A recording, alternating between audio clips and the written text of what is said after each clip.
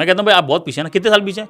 ہم 100 سال پیچھے ہیں, 200 سال 300 سال پیچھے ہیں. میں کہا لیٹ سپوز اگر ہم 100 سال پیچھے ہیں تو آپ یہ کہتے ہیں کہ آج جہاں پہ امریکہ ہے ہم ایگزیکٹلی 100 سال بعد وہاں پہ ہو جائیں گے, آپ چاہتے ہیں ایسا؟ لیکن ایک شخص تو خدا کو نہیں مانتا, وہ اللہ کے نبی کو نہیں مانتا, خدا کو نہیں مانتا, اس کو بیٹھ کے ہم اللہ کے نبی کی سیرت بتائیں گے تو وہ کچھ فائدہ نہیں کر رہا ہوتا. اچھا, تو آپ کے خیال میں یہ جو طبقہ ہے, چلیں یہ تو ایک مخصوص طبقہ ہے نا, لیکن ایک طبقہ ہے جس کا مسئلہ یہ نہیں ہے, جس کا مسئلہ یہ نہیں ہے, ٹھیک ہے, ٹرانسجینڈر ایشو نہیں ہے, لیکن وہ بہرحال دین سے, یا چلیں دین بیدار ہونا بھی ایک سمجھ میں آتا ہے کہ لوگوں کے رویوں نے کر دیا ہو. اللہ نے فرمایا کہ بھائی میرے غریب صحابہ میرے امیر صحابہ سے 40 سال پہلے جنت میں جائیں گے, اور سب سے آخر میں عبدالرحمن بن عوف جائیں گے, کیونکہ اللہ تعالیٰ کو حساب دے رہے ہیں, اللہ تعالیٰ میں نے یہاں خرچ کیا, میں نے یہاں خرچ کیا, میں نے یہاں خرچ کیا. مطلب ایک صحابی اشر و بشر ہوتے ہوئے بھی اللہ کے نبی کہہ رہا ہے کہ بھائی وہ سب سے آخر میں جنت میں جائیں گے.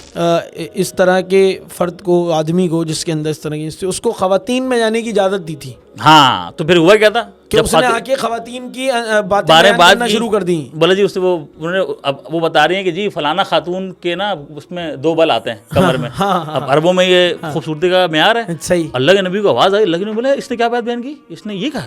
میں بولا بتا رہا ہوں بھائی جان سے, مسئلہ یہ کہ ان موضوعات پہ کوئی بات نہیں کر رہا, ٹھیک ہے, جو موضوعات ہم لے کے جا رہے ہیں فتنوں پر اوپر کہ نوجوانوں کو فتنوں سے اویئر کریں, ان دیکھیں ہمارا معاشرہ ان جنرل تو کنزرویٹو ہے. انسان اس طرح کا اتنا لیتھل کیسے ہو سکتا ہے؟ اولئک کالانعام بل ہم اضل, جس کو قرآن کہتا ہے. ہاں, جانوروں سے سوچے یہی کہ ماس ڈسٹرکشن کیسے کرنی ہے. مطلب لاجیکل کوشچن جہاں پہ ہم ابھی بھی کھڑے ہوئے ہیں وہ یہ ہے کہ اگر ایک لاجیکل بندہ سوچتا ہے, وہ تو اپنے سینسز کی بنیاد پہ, اپنے عقل کی بنیاد پہ سوچتا ہے, ایک عام آدمی, تو وہ خدا تک تو نہیں پہنچ سکتا.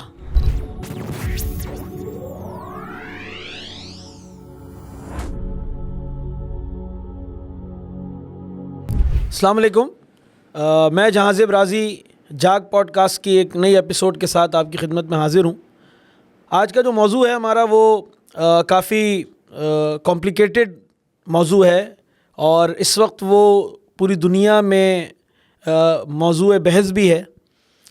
خاص طور پہ وہ نوجوان جو ساری دنیا میں اس وقت, جس کو ہم جین زی بولتے ہیں, یا جو نئی جنریشن ہے, اور وہ ہر چیز کو اپنی لاجک پہ اور عقل پہ پرکھنے کی کوشش کر رہے ہوتے ہیں, اور اس کی وجہ سے دنیا میں ایک بہت بڑا فتنہ جنم لے رہا ہے جس کو ہم ایتھیزم بولتے ہیں, جس کو ہم کہتے ہیں کہ خدا بیزاری ہے, یا خدا کے بغیر دنیا کا جو تصور ہے. اتنی بڑی تعداد میں کبھی بھی نوجوان اس طرف نہیں گئے, یا لوگ نہیں گئے, کوئی نہ کوئی مذہب کا تصور یا کلچر لوگوں کے اندر موجود رہا ہے. آج اس اہم موضوع پر گفتگو کے لیے ہم نے دعوت دی ہے عارف ہاشمی صاحب کو. ہم ان کو خوش آمدید بھی کہتے ہیں. السلام علیکم عارف بھائی, کیا حال ہیں آپ کے؟ ٹھیک ہیں, بہت شکریہ آپ کا کہ آپ نے اس موضوع پر گفتگو کرنے کے لیے ہمیں وقت بھی دیا. اصل میں ہم بہت عرصے سے اس پہ سوچ رہے تھے کہ بات ہونی چاہیے, کیونکہ یہ موضوع اب بڑھتا چلا جا رہا ہے, اور یعنی باقاعدہ مسلمانوں کے اندر اب یہ ایک اہم گفتگو کا حصہ بن گیا. اچھا, آپ اپنا تعارف کروائیے گا. میں نے آپ کی ایک ویڈیو میری نظر سے گزری تھی جس میں آپ کہیں کسی ریسٹورنٹ کے یا ہوٹل کے سامنے میرا خیال ہے کہ کھڑے ہوئے تھے, اور اسپیکر کے ساتھ مائک لے کے آپ کوئی دعوتی پیغام, یعنی قرآن و حدیث کا ایک دعوتی پیغام آپ بیان کر رہے تھے. اور وہ موضوع جو میں نے دیکھا وہ ٹرانسجینڈر کے حوالے سے وہ گفتگو تھی. ٹرانسجینڈر ایشو چل رہا تھا, اور اسلام میں ٹرانسجینڈر کیا معاملہ ہے, کیا ہے. تو اس سے پھر مجھے ایک کریوسٹی ہوئی, میں نے سوچا کہ آپ یقیناً اس پہ اور گفتگو کرتے ہوں گے. تو پھر میں نے جائزہ لیا تو پتہ چلا کہ آپ کس طرح کی اسٹریٹ دعویٰ کے نام سے آپ کا ایک گروپ بنا ہوا ہے, اور آپ لوگ کام کرتے ہیں. تو سب سے پہلے تو آپ اس حوالے سے اپنا تعارف, میں چاہوں گا کہ آپ اپنا بھی تعارف کرا دیں, اور یہ آپ کیا کام کر رہے ہیں اس کا تعارف بھی آ جائے, آپ کی ایجوکیشن کیا ہے, اور خاص اس موضوع پر آپ کافی آپ کی مطلب گفتگو بھی ہے, مطالعہ بھی ہے, تو کیوں آپ نے اس موضوع کو منتخب کیا ہے, اور پھر ہم اس کے اوپر بات کرتے ہیں. جی بسم اللہ الرحمن الرحیم. اچھا جہانزیب بھائی, میں نے انجینئرنگ کی ہے داؤد سے, اور یہ تقریباً 2016 میں نے انجینئرنگ کی, اور پھر انجینئرنگ کے بعد میں نے 1 سال یہاں پہ کام کیا.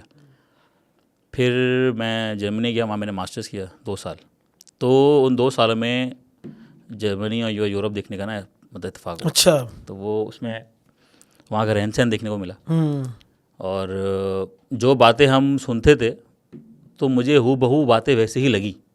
مطلب یہ کہ ہم یہاں سنتے تھے نا کہ مغرب جو ہے وہ اس کی تہذیب بڑی کھوکھلی ہے, بظاہر تو جیسے منور حسن کہتے تھے نا کہ بظاہر تو وہ مغرب جو ہے وہ جغرافیہ فتح کر رہا ہوتا ہے، لیکن اپنے اندر وہ ایک کھوکھلی تہذیب ہے. تہذیب آپ اپنے خنجر سے خودکشی کرے گی. اب وہ میں نے وہاں دیکھا بغیر، مطلب میں سمپلی جو میرا پڑوسی تھا جو بالکل میرا روم کے ساتھ ہی تھا، اب اس کے بارے میں پتہ چلا تو وہ اس سے میں نے پوچھا ایسے کہ یار تم اچھا، وہ اس کو بڑا انٹرسٹ تھا نا اس کو، مطلب ہم لوگ کبھی کھانا بنا رہے ہیں، کبھی دیسی کڑھائی بنا رہے ہیں، بریانی بنا رہے ہیں، تو وہ آ گیا ہمارے پاس کیا کر رہا ہے، اس کو بھی بنا کے دیا ہم نے ایک دفعہ.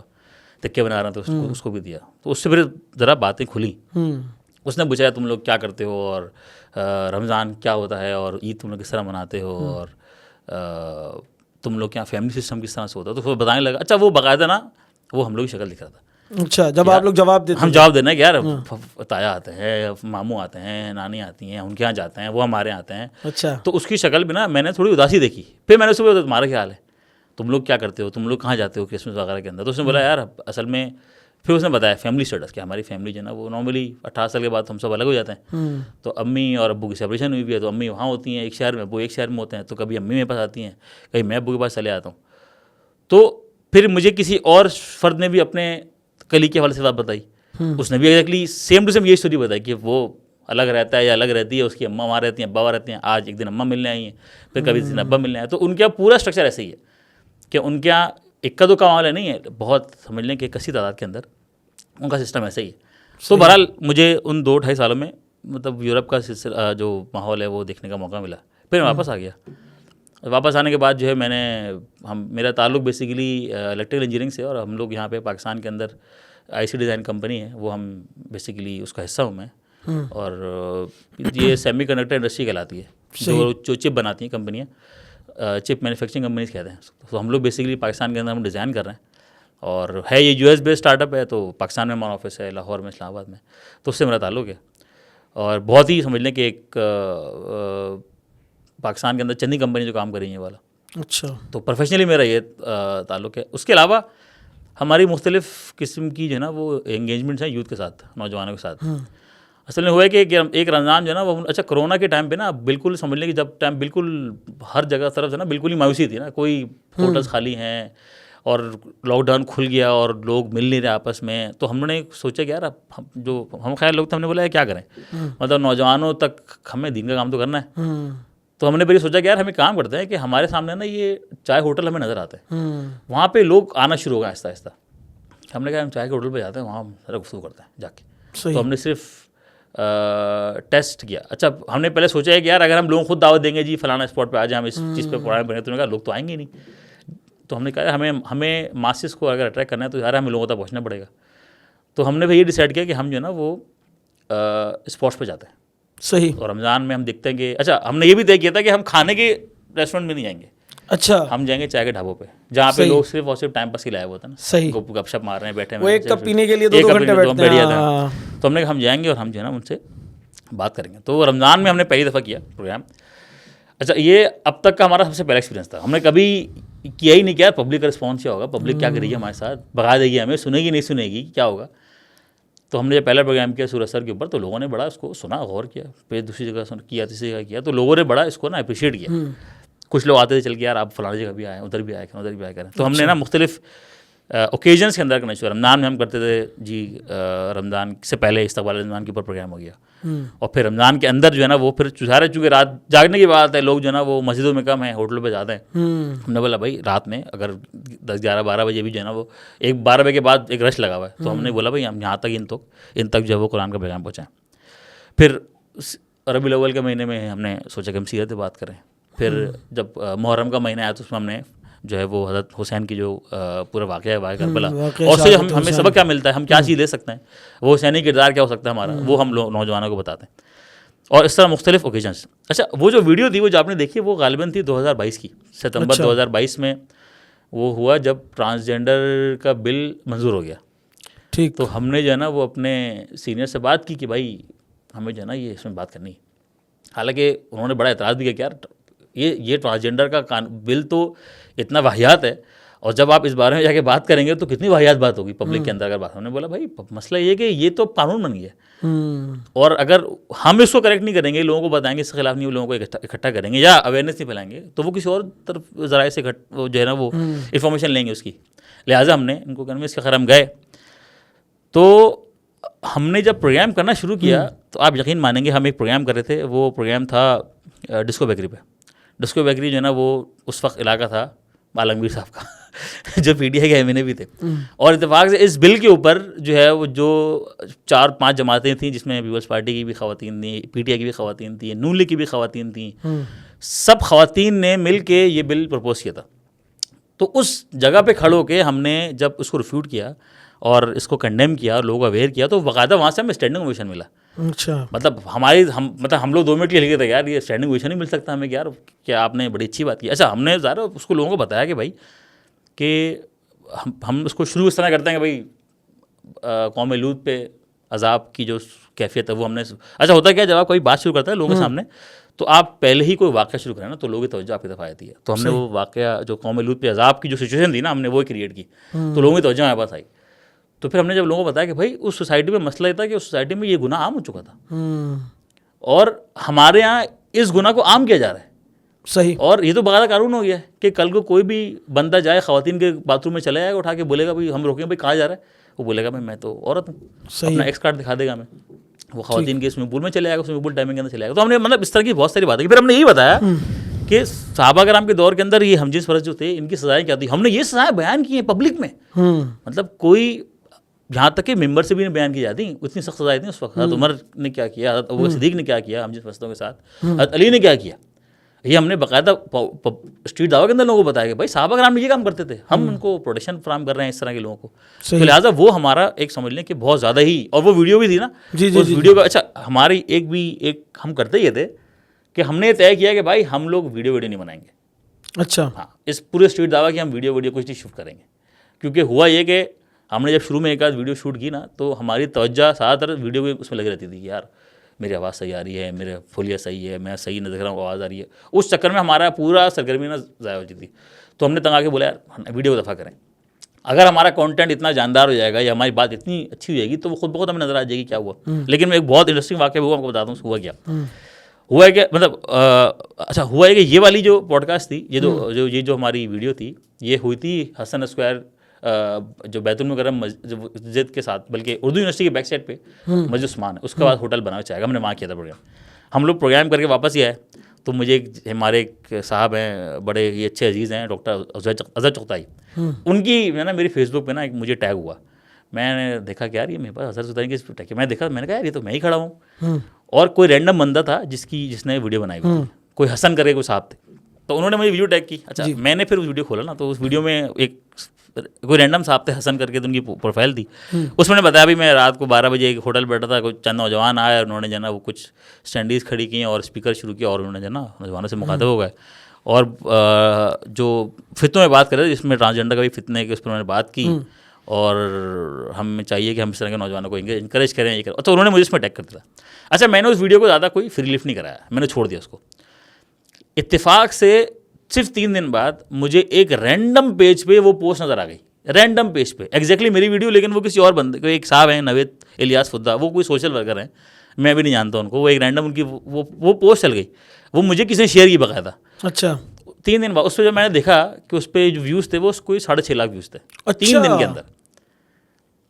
3 دن کے اندر مطلب ہم لوگ حیران ہوئے, ہم نے کہا یار یہ 3-3.5 لاکھ لوگ دیکھ چکے. حالانکہ زندگی میں آج تک ہماری کبھی ویوز اتنے لمبے نہیں گئے نا, ہم نے ویڈیو بنائی. تو بہرحال وہ پھر ہم نے ظاہر اپنے اوپر سینئرس کو شیئر کیا, ہم نے کہا بھائی یہ دیکھیں اس کا مطلب لوگ تو سن رہے ہیں اس کانٹینٹ کو. تو وہ ہمیں جو ہے نا وہ اس کا احساس ہو. دوسری چیز یہ کہ ایک صاحب ہیں, میں تو نہیں صاحبہ ہی ہیں بیسیکلی, ان کا نام ہے شہزادی رائے, وہ ٹرانسجینڈرس کی بہت بڑی ترجمان آج کل بڑی گھومتی ہیں. تو ان کی ایک پوسٹ تھی جس میں انہوں نے نا ایک پوسٹ لکھی ہوئی تھی, ایک بینر لکھا ہوا تھا, کوئی ان کے 8 مارچ میں عورت مارچ میں کوئی اٹھایا ہوا تھا, اس میں لکھا تھا ملا تیرے ضابطے ہم نہیں مانتے. اور جو ہم لوگ کا ایک پیج تھا جس کے ذریعے سے ہم جو ہمارے پینافلیکس کے اوپر جو ہمارا پیج لکھا ہوتا تھا نا کہ ہم لوگ سب پینافلیکس لکھ جاتے, پینافلیکس میں نا قرآن کی آیت اور حدیثیں لکھ دیا کرتے تھے. لیکن ہم نے ویڈیو کبھی نہیں بنائی. انہوں نے ہمارے اس فیس بک پیج کو اپنی پوسٹ میں شیئر کیا, حالانکہ ہماری اس فیس بک کا جو پیج ہے اس میں ایک بھی پوسٹ نہیں ہے اسی دعوے کے حوالے سے. تو ہماری اتنی ایکٹیویٹیز کو نا وہ لوگ باقاعدہ واچ کرتے ہیں. کہ یار ہاں کہ ملا تیرے ضابطے ہم نہیں مانتے اور انہوں نے ہمارے جو فیس بک کا پیج ہے انہوں نے وہ اس میں مینشن بھی کیا. اچھا مینشن کیا انہوں نے بقاعدہ. خیر پھر ہم نے پھر جو ہے وہ نیچے اس میں لوگوں نے کمنٹ بھی کچھ نہ کچھ کیے ہوتے. تو لہٰذا ہم بتا رہے ہیں کہ یہ چیزیں. اچھا میں یہ پوچھنا چاہ رہا تھا, ابھی آپ نے گفتگو کی, اصل میں اور بھی ہمارے ہی معاشرے میں دین کی دعوت کا کام کرنے والے وہ لوگ بھی ہیں کہ ہم دیکھتے ہیں کہ بہت یعنی بڑا ریگولر وہ مسجد میں جمع بھی ہوتے ہیں لوگ, اور گلی محلوں میں بھی نکلتے ہیں, بازاروں میں بھی جاتے ہیں, یعنی لوگوں سے ملتے ہیں. لیکن آپ نے خاص اس کنفلکٹ والے ایشو کو کیوں یعنی آپ بھی ایک دعوت, نماز کے طریقے, فرائض بیان کرنا لوگوں کو تو بڑی عام سطحی باتیں نہیں معلوم ہیں, تو یہ اتنا مشکل موضوع آپ لوگ کیوں وہ کرتے ہیں؟ مطلب بڑی نماز, روزہ, حج, زکوٰۃ والے جو ایشوز ہیں, غسل کے طریقے, وضو کے طریقے, مطلب یہ فرائض واجبات وغیرہ, ابھی یہی لوگ اس سے اویئر نہیں ہیں اور آپ ان کو ٹرانسجنڈر جیسے ایشو کے اوپر گفتگو کر رہے ہیں. تو آپ نے اتنے مشکل موضوع کو کیوں موضوع بنایا بجائے اس کے کہ آپ ان کے اوپر بات کرتے ہیں؟ اچھا دیکھیں, مسئلہ یہ کہ ان موضوعات پہ کوئی بات نہیں کر رہا, ٹھیک ہے. جو موضوعات ہم لے کے جا رہے ہیں فتنوں پر اوپر کہ نوجوانوں کو فتنوں سے اویئر کریں, ان دیکھیں ہمارا معاشرہ ان جنرل تو کنزرویٹو ہے, ٹھیک ہے. لوگ گھر کے اندر ہو سکتا ہے کہ جی 6 بھائی ہیں, ان میں سے ایک جو ہے نا بھائی تھوڑا الگ دماغ کا ہو جائے, لیکن فیملی کنزرویٹو رہتی ہے. وہ بھائی کسی کو بتاتا نہیں ہے کہ میرے کیا نظریات کیا ہیں کیا کچھ, بعد میں پتہ چلتا ہے کہ بھائی بہت سو تو بالکل ہی آؤٹ ہو گئے تھے. تو ہوتا کیا ہے کہ وہ ہمارا جو ایک سوسائٹی کا پریشر ہے نا, وہ کنزرویٹو تو ہیں لوگ, تو لوگوں کو کنزرویٹو ہونا یہ اچھی بات کے ذریعے, لیکن ہمیں لوگوں کو فریکوینٹلی اس بات کی دعوت دینے کی نا ہمیں ضرورت نہیں ہے فی الحال. جو ان کو مختلف ذرائع سے جمعے خطبوں کے اندر اخلاقیات کی باتیں جو ہے نا وہ مل جاتی ہیں. لیکن جو آج کل فتنے ہیں جن کے بارے میں کوئی اویئر ہی نہیں کر رہا, اور پھر اوپر سے ریاست بھی اس چیز کو انفورس کرنا چاہ رہی ہو, تو لہٰذا ہم لوگوں کو ضرورت پیش آئی. اور دیکھیں ہم نے اس حوالے سے پورے پاکستان کے اندر لہر بن گئی نا اس کی, ٹرانسجنڈر کے اوپر. پھر سینٹ میں وہ اس کا بل اس کا پیش ہوا, اس کی مخالفت پیش ہوئی, اور اب ظاہرہ بحث چڑھ گئی پاکستان کے اندر کہ ان کو ملنا چاہیے یا نہیں ملنا چاہیے. پھر باقاعدہ دیکھا کہ امریکہ سے جو نا یہ بات آئی کہ بھائی ہم نے اتنا سخت قانون نہیں بنایا, اتنا اچھا قانون نہیں بنایا ٹرانسجنڈر کے حوالے سے, پاکستان نے بنا دیا. لہٰذا ایک بہت ہی زبردست قسم کا ایک بیک پریشر آیا اس پوری کیا کہتے ہیں اس پوری ایکسرسائز سے. اور ظاہر ہر طرف ہم نے لوگوں کو اویئر کیا باقاعدہ, لوگوں کو اندازہ ہوا کہ بھائی. اچھا میں اس میں ایک کام ہی بتاتا ہوں, اس میں سب سے بڑا مسئلہ پتہ کیا ہے بھائی, جب اسلام پہ تنقید شروع ہوئی, سمجھ لیں کہ مستشرقین نے جب اسلام پہ تنقید شروع کی عورت کے معاملے کے اوپر, جی اسلام میں عورت کو جو ہے نا وہ آپ لوگ بہت دبا کے رکھتے ہیں اور عورت کے یہ نہیں ہے فلانا نہیں ہے, تو ہمارے جو دھارا علماء نے کتاب لکھ دی بھی اسلام میں عورتوں کے حقوق. اب اچھا اس میں جو کتاب لکھی لوگوں نے کہ اسلام میں عورتوں کے حقوق, اس عورتوں کے حقوق میں انہوں نے بتایا کہ بھائی والدہ کا حق, بہن کا حق, ماں کا حق, بیوی کا حق, وہ انہوں نے بتایا.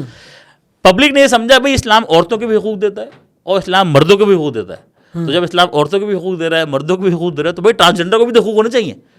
وہاں پہ ہماری زبانیں بند ہوئی ہیں. اچھا اس میں ایک اور بھی مسئلہ ہے, دیکھیں ٹرانسجنڈر سے مراد ہے ایک ٹرانسجنڈر تو ایک قسم کی جنس تو موجود ہے. یہ بھی میں آپ سے چاہوں گا کہ یہ آپ کلیئر کریں کہ ایک تو جو جس کو ہم اردو میں مخنث بولتے ہیں, تو یہ تو اللہ تعالیٰ کی طرف سے ایک جنس میں تبدیلی یا کہہ لیں وہ ایک تو بائی نیچر ہے, بائی ڈیفالٹ ہے, ٹھیک ہے. ان کے تو اپنی جگہ پہ حقوق ہوں گے نا. ابھی جو ٹرانسجنڈر کی بات کر رہے ہیں اس میں فرق ہے نا, مطلب یہ وہ ٹرانسجنڈر ہیں جو بائی چوائس اپنی جینڈر کو ٹرانس کر رہے ہیں, یعنی کہ چینج کر رہے ہیں. دیکھیں تو اللہ تعالیٰ نے نا قرآن کے اندر بھی فرمایا کہ اسے 2 جنس ہیں. اچھا اللہ کا ذکر و انثیٰ, قرآن میں 2 جگہ ہر جگہ فرمایا کہ اللہ تعالیٰ نے یا تو مذکر بنایا یا مؤنث بنایا. اب اس میں ایک فقہی ٹرمنالوجی ہے وہ میں بیان کروں گا, وہ عام لوگوں کے لیے بھی ہے کہ ان کو بھی تھوڑی بہت اس چیز میں ہو, تھوڑی گہری بات ہے. آدمی کے فقہ میں 7 اقسام تقسیم ہوئی ہیں. اچھا آدمی کی 7 اقسام فقہ نے تقسیم کی ہے. اس میں سے 3 قسم کی مرد ہے, 3 قسم کے عورت ہے. اچھا ٹھیک ہے. اور جو ہوتا کیا ہے کہ اور جو ایک رہ گیا نا 7واں, وہ کہتے ہیں اس کو کہتے ہیں خنثی مشکل. اچھا جو 3 قسم کے مرد ہیں اور 3 قسم کے عورتیں ہیں, ان میں مختلف چینجز ہوتے ہیں. مطلب سپوز ایک مرد ہے, ہٹا کٹا مرد ہے, تو وہ مرد کی ایک قسم ہے. ایک مرد ہے لیکن اس کے اندر تھوڑی سی زنانہ چال ہے, ٹھیک ہے, وہ مردی ہے, وہ مردی ہے, وہ کوئی اور نہیں ہے, وہ مردی ہے, وہ مرد کی قسم ہے. ایک قسم ہے جس میں آپ کے جسم کے اعضاء ابھرے ہوئے ہوتے ہیں, لگ آتا ہے کہ آپ جو نا کوئی خاتون کھڑی ہوئی ہیں, لیکن وہ ہوتا مرد ہے, وہ بھی مرد کی شمار ہوتا ہے. تو یہ آپ بول رہے ہیں کہ یہ مردوں میں جو مقدس ہوتے ہیں جن کے اوپر یعنی مردانہ پن غالب ہے, ہاں, لیکن فقہ کے ٹائم میں فقہ نے, اسلامک فقہ نے ان کو مرد ہی کہا ہے, وہ مرد ہی ہیں.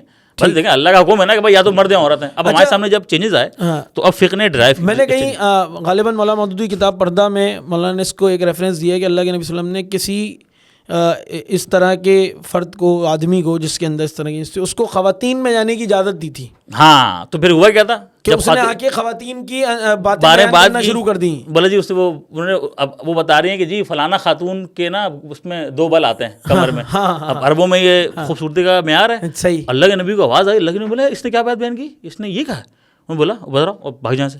اللہ کے نبی نے اس کو بھگا دیا. پھر خواتین میں نہیں بھیجا دوبارہ. جی ان کو بھگا دیا کہ تم نظر نہیں آنا یہاں پہ. صحیح. کیونکہ وہ تھا کہ بھائی اس کے اندر خواتین کی طرف ملان زیادہ نا, وہ لگ یہ رہا تھا کہ بھائی وہ تو عورت ہے, بظاہر عورت نظر آ رہا تھا لیکن ملان خواتین تھا. تو وہ بیسیکلی اچھا میں یہ بتا رہا تھا کہ اس میں اچھا 3 تو مرد ہو گئے, اس میں خواتین میں بھی ہیں کہ بھائی خواتین ہوتی ہیں لیکن ان کے اندر تو مردانہ چال ہوتی ہے یا اعضاء جو ہے نا وہ ان کے اس طرح کے ہوتے ہیں. اور پھر ایک ہوتا ہے وہ خنثی مشکل ہوتا ہے, اس کو آئیڈینٹیفائی کرنا بہت مشکل ہوتا ہے کہ آیا مرد ہے یا عورت ہے. اس کے لیے پھر ظاہر فقہ کی وہ ٹرمنالوجیز ہیں وہ میں پوڈ کاسٹ میں بیان نہیں کر سکتا, لیکن اس میں کیا یہ ٹرمنالوجی اس لیے ہے کہ بھائی آپ ان دی اینڈ ڈیسائڈ کریں گے کہ بھائی یہ مرد یا عورت ہے تاکہ وراثتی قانون اس کے لیے طے ہو جائے. ٹھیک ہو گیا. اچھا اب یہ انسانوں کے لیے یہی ہے. اچھا یہ ہمارا نا ایک الگ موضوع, مطلب ہم موضوع ہے اور وہ پورا ایک پوڈ کاسٹ شاید اسی کے اوپر ہماری ہو جائے. اچھا اس میں ہوا یہ کہ ہم بیسیکلی جو اصل جو بات ہے جی وہ یہ کہ ہم لوگ جب میں اصل میں پوچھنا چاہ رہا تھا کہ آپ کے تجربات کیا رہے, آپ کے تجربات کیا رہے, وہ اہم بات ہے. اب دیکھیں اس میں ہوا سب سے پہلے شروع ہے مونولوگ. ہم تو کرتے تھے جا کے بات کی ہم نے اور اٹھ کے آ گئے, لیکن جب ہم نے یہ والے موضوعات چھیڑے تو اس پہ پھر ہمارا ڈائلاگ شروع ہوا. مطلب پروگرام کے بعد نا بہت لوگ آ گئے ہمارے پاس, یار آپ ایک کام کریں, آپ اس جگہ بھی ہیں, آپ اس جگہ بھی ہیں. کچھ لوگوں نے اعتراض کیا, ٹھیک ہے جی, کہ یار آپ نے کیا بات کر دی ہے یا آپ نے کس طرح بات کر دی. ایک صاحب اٹھ گیا جی, ہم نے بولا بھائی حضرت علی نے, ہم نے حدیثوں کا ریفرنس بھی یاد ہے ہمارے پاس پورے. ہم نے کہا بھائی کوئی مسئلہ ہوگا تو ہم انشاءاللہ لوگوں کو دکھا دیں گے. تو اس نے بولا بھائی آپ نے حضرت علی کے اوپر الزام لگا دیا کہ وہ تو جلا دیا کرتے تھے لوگوں کو. میں نے کہا بھائی یہ میں نے واقعہ بیان کیا حضرت علی کی, نہیں ایسا کیا ہے, ٹھیک ہے ان کا اپنا جو ہے نا وہ عمل تھا, لیکن یہ کتابیں موجود ہے. اب چونکہ وہ ان سے زیادہ انکلائنڈ تھا تو ان کو اس کو لگا حضرت علی ایسا نہیں کر سکتے. میں اس کو بتایا بھائی صحابہ کرام نے یا خلفاء نے ہم جنس پرستوں کو سزائیں دی اس طریقے سے جن کو ہم پروٹوکول دے رہے ہیں. ہمارا مقصد یہ تھا. خیر جب اس کو میں کتاب دکھائی تو بھائی صاحب جو ہے نا ٹھنڈے ہو گئے, ہاں چلو ٹھیک ہے آپ نے اس سے بات کی. تو ہمیں پھر کچھ لوگ تھے جو ہمیں جو ہے نا وہ لے کے بیٹھ گئے, کیا ہے بات کریں اس معاملے کے اوپر. ہم بیٹھے ان کے بعد 1 گھنٹہ بیٹھے, 2 گھنٹے بیٹھے ان کے ساتھ, ہم نے بات کی, نوجوانوں سے بات کی. اس سے پتہ چلا کہ نوجوانوں کے مسائل ہیں نا یہ والے نہیں ہیں, نوکری شوکری پیسے نہیں ہیں فلاں نہیں ہیں. ان کا مسئلہ یہ ہے کہ بھائی وہ آخرت اورینٹیڈ نہیں رہے نوجوان ہمارے. ہمارے نوجوان اب ہو گئے دنیا اورینٹیڈ ہو گئے.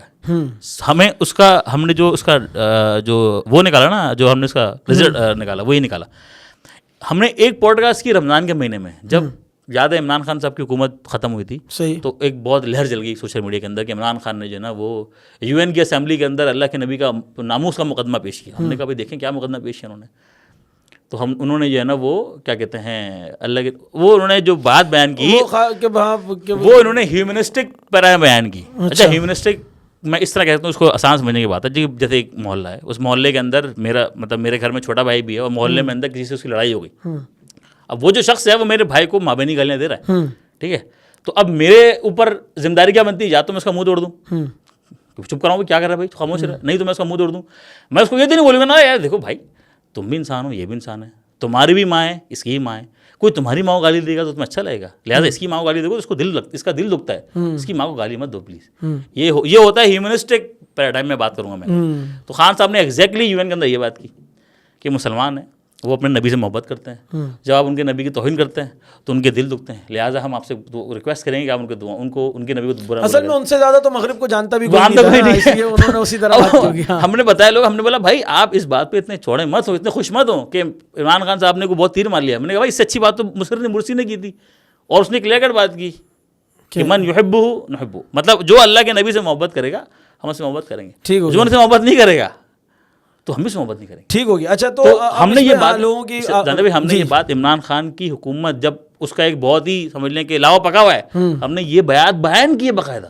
صحیح, ہم نے اس دعویٰ کے اندر بیان کی یہ باتیں, اور ایک جگہ نہیں ہر جگہ بیان کی ہے جہاں جگہ ہے, اور لوگوں نے ہمیں آبجیکٹ نہیں کیا. تو یہ چیزیں کہ لوگ سنتے ہیں. اچھا اب جو ہے وہ آپ یہ کہتے ہیں, یعنی آپ کا یہ تجربہ ہے کہ نوجوانوں سے جب آپ کی گفتگو ہوتی ہے تو آپ کو پتہ چلا کہ ان کے مسائل وہ نہیں ہیں جو کہ ہمارے لیڈران اپنی تقاریر کے اندر یا مسائل بیان کر رہے ہوتے ہیں کہ ان کو جابس کا مسئلہ ہے. یعنی اوبویس بات ہوگا, فائنینشیل تو ہوگا, لیکن آپ کی نظر میں مسائل کچھ اور ہیں. یعنی وہ مسائل ہیں وہ بہت زیادہ یعنی کہ آخرت سے یعنی یہ ڈٹیچ ہو چکے ہیں. لیکن آپ بتا رہے ہیں کہ وہ تو آخرت کی جانب آ رہے ہیں نا, مطلب وہ تو آپ سے ان موضوعات پہ بات کرنا چاہ رہے ہیں. ہاں ٹھیک ہے, وہ تو جب ان تک پہنچتے ہیں ہم تو وہ اس بات پہ انٹرسٹ دکھاتے ہیں, لیکن جب آپ مجھ سے ڈسکس کریں گے نا, آپ جب ڈائلاگ کرتے ہیں تو پتہ چلتا ہے کہ بھائی ان کا پرابلم یہ کہ یہ آخرت کی تیاری کے لیے اتنا فکر مند نہیں ہے کہ جتنا اس کا مطلب دنیا کی تیاری کی فکر مند ہے نا. مسئلے تو یہی ہے نا, مسائل تو یہی ہیں ان کے. لیکن ہم نے یہ سمجھا نا کہ ایکچوئل نوجوانوں کا مسئلہ کیا ہے. نوجوان مسئلہ جو ہے کہ وہ دنیا پر زیادہ ہو گئے ہیں, ان کے نزدیک دنیا زیادہ امپورٹنٹ ہو گئی ہے نا, تو اسی لیے وہ دینی معاملات کو اتنا امپورٹنٹ سمجھتے ہیں. اچھا, آپ نے یہ بات کی کہ وہ دنیا, تو ہم یعنی اس میں کیا حرج ہے کہ اگر ایک نوجوان جو ہے وہ دنیا کی فکر میں اپنے آپ کو لگا رہا ہے. فکر سے مراد ہے کہ بہرحال معاش ایک مسئلہ تو ہے نا, مطلب ایک نوجوان ہے جو گھر میں اب بڑا ہو رہا ہے, اس کے سامنے مسئلے مسائل ہیں, بجلی کا بل آ رہا ہے, گیس کا بل آ رہا ہے. آپ کچھ بھی کہیں, ایک سسٹم ایسا بن گیا کہ اس کو پتہ ہے یار اگر میں مہینے کے 60-70 ہزار روپے گھر میں لا کے نہیں دوں گا تو میرا گھر چلے گا ہی نہیں. یعنی اور میں اکیلا نہیں ہوں, مجھ جیسے کم سے کم 3 لوگ یہ کام کر رہے ہوں تو جا کے گھر کا خرچہ چلے گا. تو وہ کیوں نہیں سوچے گا اس کے بارے میں. یعنی وہ اس کے پاس کچھ اور, یعنی یہ تو آپ بہت آگے کی بات کر رہے ہیں. میں تو یہ کہہ رہا ہوں اس کے پاس تو اس کی گلی میں گٹر کا پانی بہ رہا ہے, اس کے پاس وہ فکر نہیں ہے. وہ بول رہا ہے یار مجھے اس کی بھی پرواہ نہیں ہے, میں اپنا صبح جاتا ہوں, شام میں آتا ہوں, پھر شام میں ایک اور جاب سے نکلتا ہوں, دوسری جاب پہ آتا ہوں, اور اگر 4 پیسے کہیں زیادہ مل جاتے ہیں تو وہ کام کر لیتا ہوں, فلاں میں سائڈ میں یہ بھی کر رہا ہوں, وہ بھی کر رہا ہوں, وہ سارے کام کر رہا ہے. تو یہ فکر مطلب اس میں کیا حرج ہے کہ اگر وہ اس فکر میں ہے تو اس میں حرج کیا ہے؟ پرابلم یہ کہ یہ مسئلہ حرج کا نہیں ہے. مسئلہ یہ کہ جب آپ اس ایشو کو, اس پرابلم کو اپنے اوپر طاری کر لیتے ہیں تو آپ ساری زندگی اس پرابلم کو فیس کرتے رہتے ہیں. مطلب کل کو آپ تھوڑا پیسہ زیادہ کماتے ہیں تو آپ اپنی ضرورتوں کو اور بڑھا لیتے ہیں, پھر آپ زیادہ پیسہ کماتے ہیں, پھر اپنی ضرورتوں کو اور بڑھا لیتے ہیں, پھر ضرورتوں کو اور بڑھا لیتے ہیں. بڑھاتے آپ اچھا خاصا پیسہ بھی کما رہے ہوں گے نا, تب بھی آپ اپنی ضرورتوں کو بڑھاتے ہی رہتے ہیں. مطلب میں آپ کو بات بتاؤں کہ ایک صاحب نے, ہمارے ڈاکٹر سر ہیں, انہوں نے بتایا ایک واقعہ کہ انہوں نے اپنے اسٹوڈنٹس کو ایک تھیسس کا موضوع دیا کہ آپ ریسرچ کریں. وہ ریسرچ کا موضوع یہ تھا کہ کراچی میں ڈیفینس کے اندر 80 کروڑ کے کتنے بنگلے ہیں, آپ اس بنگلوں میں جائیں اور ان بنگلوں کو پہ ریسرچ کریں. تو ریسرچ کی جو انہوں نے موضوع جو سوالات دیے وہ یہ دیے کہ بھائی آپ لوگ اس گھر میں کتنے گھنٹے کے لیے سوتے ہیں. تو انہوں نے کوئی کراچی DHI کے اندر 80 کروڑ کے بنگلوں میں سے انہوں نے نکالے کوئی تقریباً 15-20 گھر انہوں نے آئیڈینٹیفائی کیے اور ان لوگوں سے جا کے سوال پوچھا. تو جواب یہ ملا کہ بھائی ہم اس گھر میں میکسیمم 4 گھنٹے دیتے ہیں. مطلب اس شخص نے اپنی پوری کمائی سے لگا کر 80 کروڑ روپے کا گھر بنایا, وہ اس گھر میں صرف 4 گھنٹے کے لیے آتا ہے. تو جب سے پوچھے گا بھائی 4 گھنٹے کیوں, کہنا بھائی اگر ہم 4 گھنٹے سے زیادہ ٹائم اس گھر میں دے دیں گے تو ہم اس گھر کو مینٹین نہیں کر سکتے. صحیح. تو کیا مطلب کیا ہوا کہ بھائی آپ اتنے امیر ہونے کے باوجود بھی آپ نے اپنی ضرورت اتنی پالی ہوئی ہے کہ آپ کے پاس ٹائم نہیں. مطلب 4 گھنٹے اگر وہ صرف گھر میں دے رہا ہے تو وہ اپنے بچوں کو کیا کیا ٹائم دے رہا ہوگا. اگر سو بھی رہا ہے 4 گھنٹے آگے تو وہ بچوں کو کیا کیا ٹائم دے رہا ہے, بیگم کو کیا ٹائم دے رہا ہے, والدین کو کیا ٹائم دے رہا ہے, دین کو کیا ٹائم دے رہا ہے, اللہ کو کیا ٹائم دے رہا ہے. وہ ٹھیک ہے وہ نماز پڑھ رہا ہوگا اپنے, لیکن ویسے بتا رہا ہوں مطلب گھر میں آگے سے 4 گھنٹے کے لیے سونے میں وہ اور دین کے کیا تقاضے پورے کر رہا ہوگا. تو مسئلہ ہے کہ نوجوانوں کو ٹھیک ہے معاش کے مسئلے ہیں, لیکن مسئلہ ہے کہ آپ پوری طور پہ اپنے آپ کو آپ نے صرف کمانے کے اوپر ڈال دیا. یہ ہم آگے ذرا ہم جو پوری گفتگو کریں نا وہ اسی سے ہی ریلیٹڈ ہے. اچھا, اس میں نے کہیں گفتگو سنی, غالباً ڈاکٹر ذاکر نائک کو میں کوٹ اس لیے کر رہا ہوں کہ میں نے ان کی گفتگو سنی. وہ ایک جگہ کہہ رہے تھے کہ بھائی اسلام نے کیڈبری کو حرام نہیں کیا, اسلام نے پجیرو پراڈو میں گھومنے کو حرام نہیں قرار دیا, ٹھیک, اور حلال کی موٹر یعنی حرام کی CD70 بھی ہو تو بھی حرام ہے, لیکن حلال کی نئے ماڈل کی پجیرو ہو یعنی فراری بھی ہو تو بھی کوئی مسئلہ نہیں ہے. آپ کوئی مہنگی ترین چاکلیٹ بھی کھا رہے ہیں تو وہ بھی مسئلہ نہیں ہے, اور آپ حرام کی ایک ٹافی بھی کھا رہے ہیں تو وہ بھی مسئلہ ہے. تو اسلام نے کیڈبری کو حرام نہیں کیا, ان کا جملہ جو مجھے کانوں میں یاد ہے. صحیح. تو سر تو مسئلہ کیا ہے, مطلب اگر ایک بندہ کیڈبری کھا رہا ہے, پجیرو میں گھوم رہا ہے, یا پجیرو کی خواہش رکھ رہا ہے, یا کسی اچھی ایئر لائن میں جاتا ہے اور وہ سوچتا نہیں مجھے اس میں نہیں بلکہ VIP کلاس میں جانا, بزنس کلاس کے اندر سفر کرنا ہے, تو اس میں کیا مطلب میں پوچھنا ہی چاہ رہا ہوں کہ مسئلہ آ کہاں رہا ہے, کیا ہو کیا رہا ہے, ایشو کہاں ہے؟ یہ مسئلہ بیسیکلی اس کو آپ اس طرح سے لے سکتے ہیں کہ آپ نے کہا کہ ایک شخص جو ہے نا وہ مہنگے چاکلیٹ کھا رہا ہے, پجیرو میں رہ رہا ہے اور گھوم رہا ہے. آپ یہ دیکھیں کہ اس کے اس رہن سہن سے سوسائٹی پہ کیا افیکٹ پڑتا ہے. مطلب یہ کہ کیا اس کے دیکھنے سے 10 لوگ یہ بات خواہش رکھتے ہیں کہ یار ہم بھی ایسے ہوں, ٹھیک ہے, ایسا ہوتا ہے نا, مطلب یہ کہ وہ بیسیکلی ہو کیا رہا ہے کہ لوگوں کا اس کا لائف اسٹائل انکریز ہو چکا ہے, بڑھ چکا ہے, تو جو اس سے نچلے کے لوگ ہیں وہ بھی اپنا لائف اسٹائل انکریز کرنے کی کوشش کریں گے کہ ہمیں یار اس تک پہنچنا ہے, جتنا پیسہ اس کے پاس ہے, اندھا پیسہ ہے آج کل, اس کے بعد اندھا پیسہ ہے, تو آپ بھی کوشش کریں گے ہمارے پاس بھی اندھا پیسہ ہو. تو یہ اندھا پیسہ ہونا, اس سے خواہش رکھنا, اپنا لائف اسٹائل انکریز کرنا, یہ کس نے دیا ہے ہمیں, وہ بھی ہم بات کریں گے. مسئلہ کیا ہے کہ اب جیسے میں ایک ایڈ دیکھ رہا تھا کہ ایک بینک, اسلامک بینک میں میزان بینک کا ایک ایڈ آیا کہ 5 کروڑ کا ہوم لون. اچھا بھائی, ہوم لون قرضہ آپ دے سکتے ہیں, ٹھیک ہے, اب قرضہ دے, لیکن اب سوال یہ آتا ہے کہ بھائی اب فقہا کو اگر ہم ریڈ کریں یا علماء سے پوچھیں کہ بھائی اسلامی تاریخ کے اندر لوگوں نے قرضے جو دیے ہیں وہ کس لیے دیے ہیں, مطلب اس وقت جو لوگ صحابہ کرام قرضے لیتے تھے تو کس وجہ سے لیتے تھے, ایسی کیا سرکمسٹانسز تھے کہ جس وجہ سے قرضے لیتے تھے, اور کتنے عرصے بعد قرضے واپس ادا کر دیتے. لیکن ہمارے یہاں بھی کیا ہو رہا ہے بھائی, ہمارے یہاں جب آپ 5 کروڑ روپے لوگوں کو ہوم لون دے رہے ہیں تو ایک شخص جس کی تنخواہ ہزاروں میں وہ لون لے سکتا ہے. جب وہ 5 کروڑ روپے کا لون لے گا تو ساری زندگی وہ لون ہی چکائے گا نا بیٹھ کے, اور لون چکاتا رہے گا, کب تک چکاتا رہے گا وہ, اور اس کی زندگی کے اندر اور کام دین کے لیے کب کام کرے گا وہ, اللہ تعالیٰ کے لیے کب کام کرے گا وہ. تو ہم کر کے آ رہے ہیں کہ ہم لوگوں کا اسٹینڈرڈ آف لیونگ ہی تو انکریز کر رہے ہیں صرف, اور اس کے نتیجے میں کیا ہو رہا ہے, انسان اللہ سے دور ہو رہا ہے. یہ لٹرلی بتا رہا ہوں میں آپ کو, مطلب جو لوگ بھی, اچھا بات جہاں پہ لوگ زیادہ صحابہ کرام کی بات کرتے ہیں کہ بھائی صحابہ کرام جو ہے نا وہ تو بڑے, اب آج کل بہت ٹرمز بکس آنا شروع ہو گئی ہیں, آرٹیکل آنا شروع ہو گئے ہیں رچ صحابہ کے نام سے, اور بلینئر کمپینینس کے نام سے آتے ہیں. لوگ بتا رہے ہوتے ہیں جی آپ بھی انیوا پیسے کے پیچھے بڑھ جاؤ, کیوں, کیونکہ عبدالرحمن بن عوف بھی ارب پتی تھے اس وقت, اور عثمان بن عفان بھی ارب پتی تھے. تو عثمان بن عفان ارب پتی تھے, لیکن وہ اللہ کے راہ میں اربوں اڑاتے بھی تھے بھائی. کیوں اڑاتے تھے, قافلہ آیا, قافلہ اڑا دیا.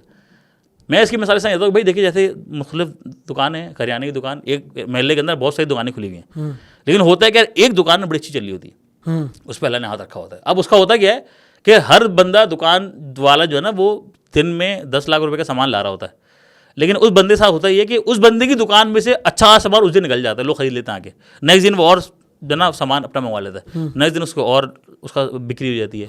تو اللہ تعالیٰ نے اس کو ہاتھ تھما ہوا ہے, تو ہو کیا رہا ہے کہ اس پہ اللہ کا ہاتھ ہے, تو وہ نعمتیں سمیٹ رہا ہوتا ہے. مسئلہ یہ کہ ہم لوگ مال زیادہ کی طلب میں الٹے سے کام کرنا شروع ہو جاتے ہیں. مطلب ہمارے سامنے واقعہ آتا ہے صحابہ کرام کا کہ ایک دفعہ صحابہ کرام بیٹھے ہوئے تھے, اللہ کے نبی نے کسی سے کہا کہ اللہ کے نبی آپ دیکھیں حضرت عثمان تو اتنے اونٹ اللہ کے راہ میں دے دیتے ہیں, اللہ کے نبی ہم کیا کریں, ہمارے پاس تو کچھ ہے نہیں. اب صحابہ کرام اور سب لوگ بیٹھے ہوئے تھے, عبداللہ بن مسعود بیٹھے ہوئے تھے, اور جتنے بھی جن کو آپ کہتے ہیں کہ وہ صحابہ اتنے مستحکم نہیں تھے فائنینشلی. اللہ کے نبی کیا فرمایا, اللہ نے فرمایا کہ بھائی میرے غریب صحابہ میرے امیر صحابہ سے 40 سال پہلے جنت میں جائیں گے, اور سب سے آخر میں عبدالرحمن بن عوف جائیں گے, کیونکہ اللہ تعالیٰ کو حساب دے رہے ہوں گے, اللہ تعالیٰ میں نے یہاں خرچ کیا, میں نے یہاں خرچ کیا, میں نے یہاں خرچ کیا. مطلب ایک صحابی اشر و بشر ہوتے ہوئے بھی اللہ کے نبی کہہ رہا ہے کہ بھائی وہ سب سے آخر میں جنت میں جائیں گے. تو اس کا مطلب جب یہ بات اللہ کے نبی نے بتائی, صحابہ کرام کی تو ٹینشن ہی ختم ہو گئی. وہ جو چیز اپنے ڈپریشن پالے ہوئے تھے نا کہ یار ہم دیکھتے ہیں کہ اللہ کے راہ میں وہ اتنا دے رہے ہیں, ہم تو کچھ دے ہی نہیں پا رہے. تو اللہ کے نبی آپ بول رہے ہیں اللہ کے نبی صلی اللہ علیہ وسلم نے بجائے اس کے کہ ان کو لگا تھا اچھا بھائی تم بھی محنت کرو, نہیں اللہ کے نبی یہ کہتے ہیں آج کی طرح, اللہ کے نبی کہتے ہیں بھائی آپ لگ جاؤ. عثمان سے کہتے ہیں یار آپ ذرا ان کو ٹریننگ کریں. عبدالرحمن سے کہتے ہیں کہ بھائی آپ ان کی اسکل ڈیولپمنٹ کریں, ان کے ساتھ آپ لگائیں, یہ کریں وہ کریں. تو بھائی مسئلہ یہ کہ صحابہ لیکن اس کے لیے بھی لگایا کہ کسی کو رسی خرید کے دی, کلاڑا خرید کے دیے کہ یار آپ یہ کام کرو تاکہ آپ فائنینشلی ٹھیک ہے. مطلب وہ تو ہمارے یہاں تو زکوٰۃ کا جو کانسیپٹ ہے یہی ہے جو لوگ کہتے ہیں, مطلب زکوٰۃ ٹکڑوں میں دینے سے زیادہ بہتر ہے. علماء کہتے ہیں بھائی زکوٰۃ آپ یکمشت ایک فرد کو دے دیں, جو فرد فائنینشلی اسٹرانگ نہیں ہے آپ اس کو یکمشت پوری زکوٰۃ دے دیں تاکہ وہ ون ٹائم کھڑا ہو جائے. یہ نہیں کہ آپ اس کو ہر سال میں کوئی 15-20 ہزار روپے دے رہے ہیں تاکہ وہ چلو وہ گھر کا راشن کھا لے, کل کو دوبارہ کسی کو ہاتھ لانا شروع ہو گیا. آپ یکمشت اس کو بڑی رقم دیں تاکہ وہ اپنا کچھ کاروبار شروع کر لے, اپنے ہاتھ پہ کھڑا ہو جائے. تو یہ تو ہمارے یہاں ٹھیک ہو گیا. اچھا اب ہمارے ذہن میں بات ہے کہ یہ بات ہو گئی کہ یعنی کہ جو پیسہ بذات خود پیسہ کمانا مقصود نہیں ہے, لیکن اس وقت جو نوجوانوں کا معاملہ ہے وہ یہ کہ وہ ان کا مقصود بذات پیسہ, یعنی مقصود جو ہے وہ پیسہ ہو گیا ہے. ان کی جو وش ہیں وہ ان کی نیڈز میں تبدیل ہو گئی ہیں. ایسا ہی ہے نا, مطلب وہ نیڈز اور وانٹس میں اب فرق ختم ہو گیا ہے. ایسا ہی ہے نا, یعنی وہ اپنی وانٹ کو اپنی نیڈ سمجھنا شروع ہو گئے ہیں. اوور آل پوری دنیا میں ایسا ہی چل رہا ہے, اور یقیناً یہ ہم نے امپورٹ کیا ہے تہذیب مغرب سے اچھا ہم نے امپورٹ نہیں کیا. دیکھیں ہم نے یہ بات ہم نے امپورٹ نہیں کی. نہیں, امپورٹ سے مراد ہے کہ ہم تو یعنی یہ انہی کو دیکھ کے ہم تو ہمارے پاس جو کامیاب لوگوں کی فہرست ہے اس میں پہلے نمبر پہ جیف بیزوس ہی ہوگا نا, یا چلیں ابھی کون آ گیا نیا پتہ نہیں مجھے, ایلون مسک چل رہا ہوگا آگے بھی ہے نا. تو ہمارے تو کامیاب لوگوں کی فہرست میں وہ پہلے ہے نا. ہم ہمارے عبد الرحمن بن عوف تو پہلے نہیں ہے, یعنی اب وہ اس لیے پہلے آنے لگے ہیں کیونکہ وہ گفتگو میں, اس طرح آپ نے کہا پیسے میں پہلے تھے نا, اس لیے ہم گفتگو میں, یعنی حضرت ابو امامہ ہمارے پاس نہیں, ان کے نرخرے پہ تیل لگ گیا, یعنی ہیں وہ امپورٹنٹ ہیں کہ جن کا پیسہ زیادہ تھا نا وہ ہونے لگا. یہ بات آپ نے بڑی اچھی کی. مجھے ایک بات یاد آئی, میں نے ابھی کچھ عرصے پہلے نا ایک پروگرام اٹینڈ کیا, اس میں ایک صاحب جو ہے نا ہمیں ایک کتاب پڑھا رہے تھے. ایک ایڈم اسمتھ ایک فلسفی ہے, اس نے کتاب لکھی ہے theory of modern sentiment, moral sentiment, theory of moral sentiment. اس کتاب میں اس نے بتایا کہ ماڈرن مین اور ورچوئس مین, جو ٹریڈیشنل مین تھا, اس میں کیا فرق ہے. مطلب ان دی اینڈ اس نے بتایا کہ بھائی جو ٹریڈیشنل لوگ تھے, جو ٹریڈیشنل ہیروز تھے, ان ہیروز میں اور آج کا جو ماڈرن ہیرو ہے اس میں فرق کیا ہے. انہوں نے بتایا کہ اس کتاب میں سے لکھا بھائی جیسے جو ٹریڈیشنل ہیرو تھے وہ ورچوئس ہوا کرتے تھے. مطلب اس ورچوئس مین کے اندر انہوں نے مثال دی بھائی ایکیلیس, اس کا ورچو یہ تھا کہ وہ بہادر تھا. وہ اتنا بہادر تھا کہ بادشاہ بھی اسے ڈرتا تھا, اور بادشاہ اس کو جنگوں میں لے آیا کرتا تھا کہ بھائی تو جنگ جیت, اور جنگ کر اور ڈیول کر, اور میرے لیے تو جیت جنگ. تو وہ کرتا کیا تھا, وہ مبازرہ ہوتا تھا اس میں جو ہے نا, وہ کیا کہتے ہیں جو ون آن ون مین جو تھا اس جنگ سے پہلے وہ ہوا, اس نے مار دیا اور جی جنگ جو ہے نا وہ جیت گئی. یا اس جنگ کے اندر اکیلیس نے ایسا کردار ادا کیا کہ اس نے پوری فوج اس کی وجہ سے نا جیت گئی. تو تاریخ میں جو ہے نا اس کو اکیلیس کو ہیرو مانا جاتا ہے. کیوں؟ کیونکہ بھائی وہ بہادر تھا, اتنا امیر نہیں تھا وہ, لیکن وہ بہت بہادر تھا. اچھا اسی طرح انہوں نے مثال دی, بھائی اس بندے نے نہیں مثال دی, اس سر میں بتا رہے تھے مثال دی, بھائی صحابہ کرام بھی حضرت علی حضرت عمر کے حوالے سے آتا ہے. بھائی وہ ٹریڈیشنل لوگ تھے اور ورچوئس لوگ تھے, ہمارے لیے ہیرو ہیں وہ لوگ. اس نے بتایا کہ بھائی ماڈرن, ایڈم اسمتھ نے بتایا کہ بھائی ماڈرن ہیرو جو ہوگا نا وہ ٹریڈیشنل ہیرو سے بالکل الگ ہوگا. اس میں ماڈرن ہیرو وہ ہوگا کہ جو ہمیں 3 چیزیں دے گا, جو 3 چیزیں ہماری بڑھائے گا. پہلی چیز وہ بڑھائے گا ہمارا پلیجر, دوسری چیز وہ بڑھائے گا ہمارا فریڈم, ہماری فریڈم بڑھائے گا, اور تھرڈ چیز وہ بنائے گا ہمارا کیپٹل, پیسے بڑھائے گا ہمیں, یا اس میں بڑھوتری کرے گا. اب پھر انہوں نے مثال دی, انہوں نے بولا بھائی دنیا کی, پھر انہوں نے کرکٹ کی مثال دی. بھائی انہوں نے کہا بھائی کرکٹ یہ کیا ہے, مطلب آپ کو کس نے بتایا کہ ایک شخص بال پھینک رہا ہے اور سامنے ایک شخص کھڑا ہوا لکڑی کا لے کے وہ مار رہا ہے, ایک بال پھینک رہا ہے مار رہا ہے, اور یہ بہت بڑا کام ہو رہا ہے, اچھا کام ہو رہا ہے, اور سب دیکھ رہے ہیں اس کو بیٹھ کے. بولے کس نے بتایا, بڑا کام, بڑا مقصد کے لیے کام ہو رہا ہے, بہت بڑا کام ہو رہا ہے اور سب اس کو دیکھ رہے ہیں. تو انہوں نے کس نے بتایا آپ کو بھائی یہ.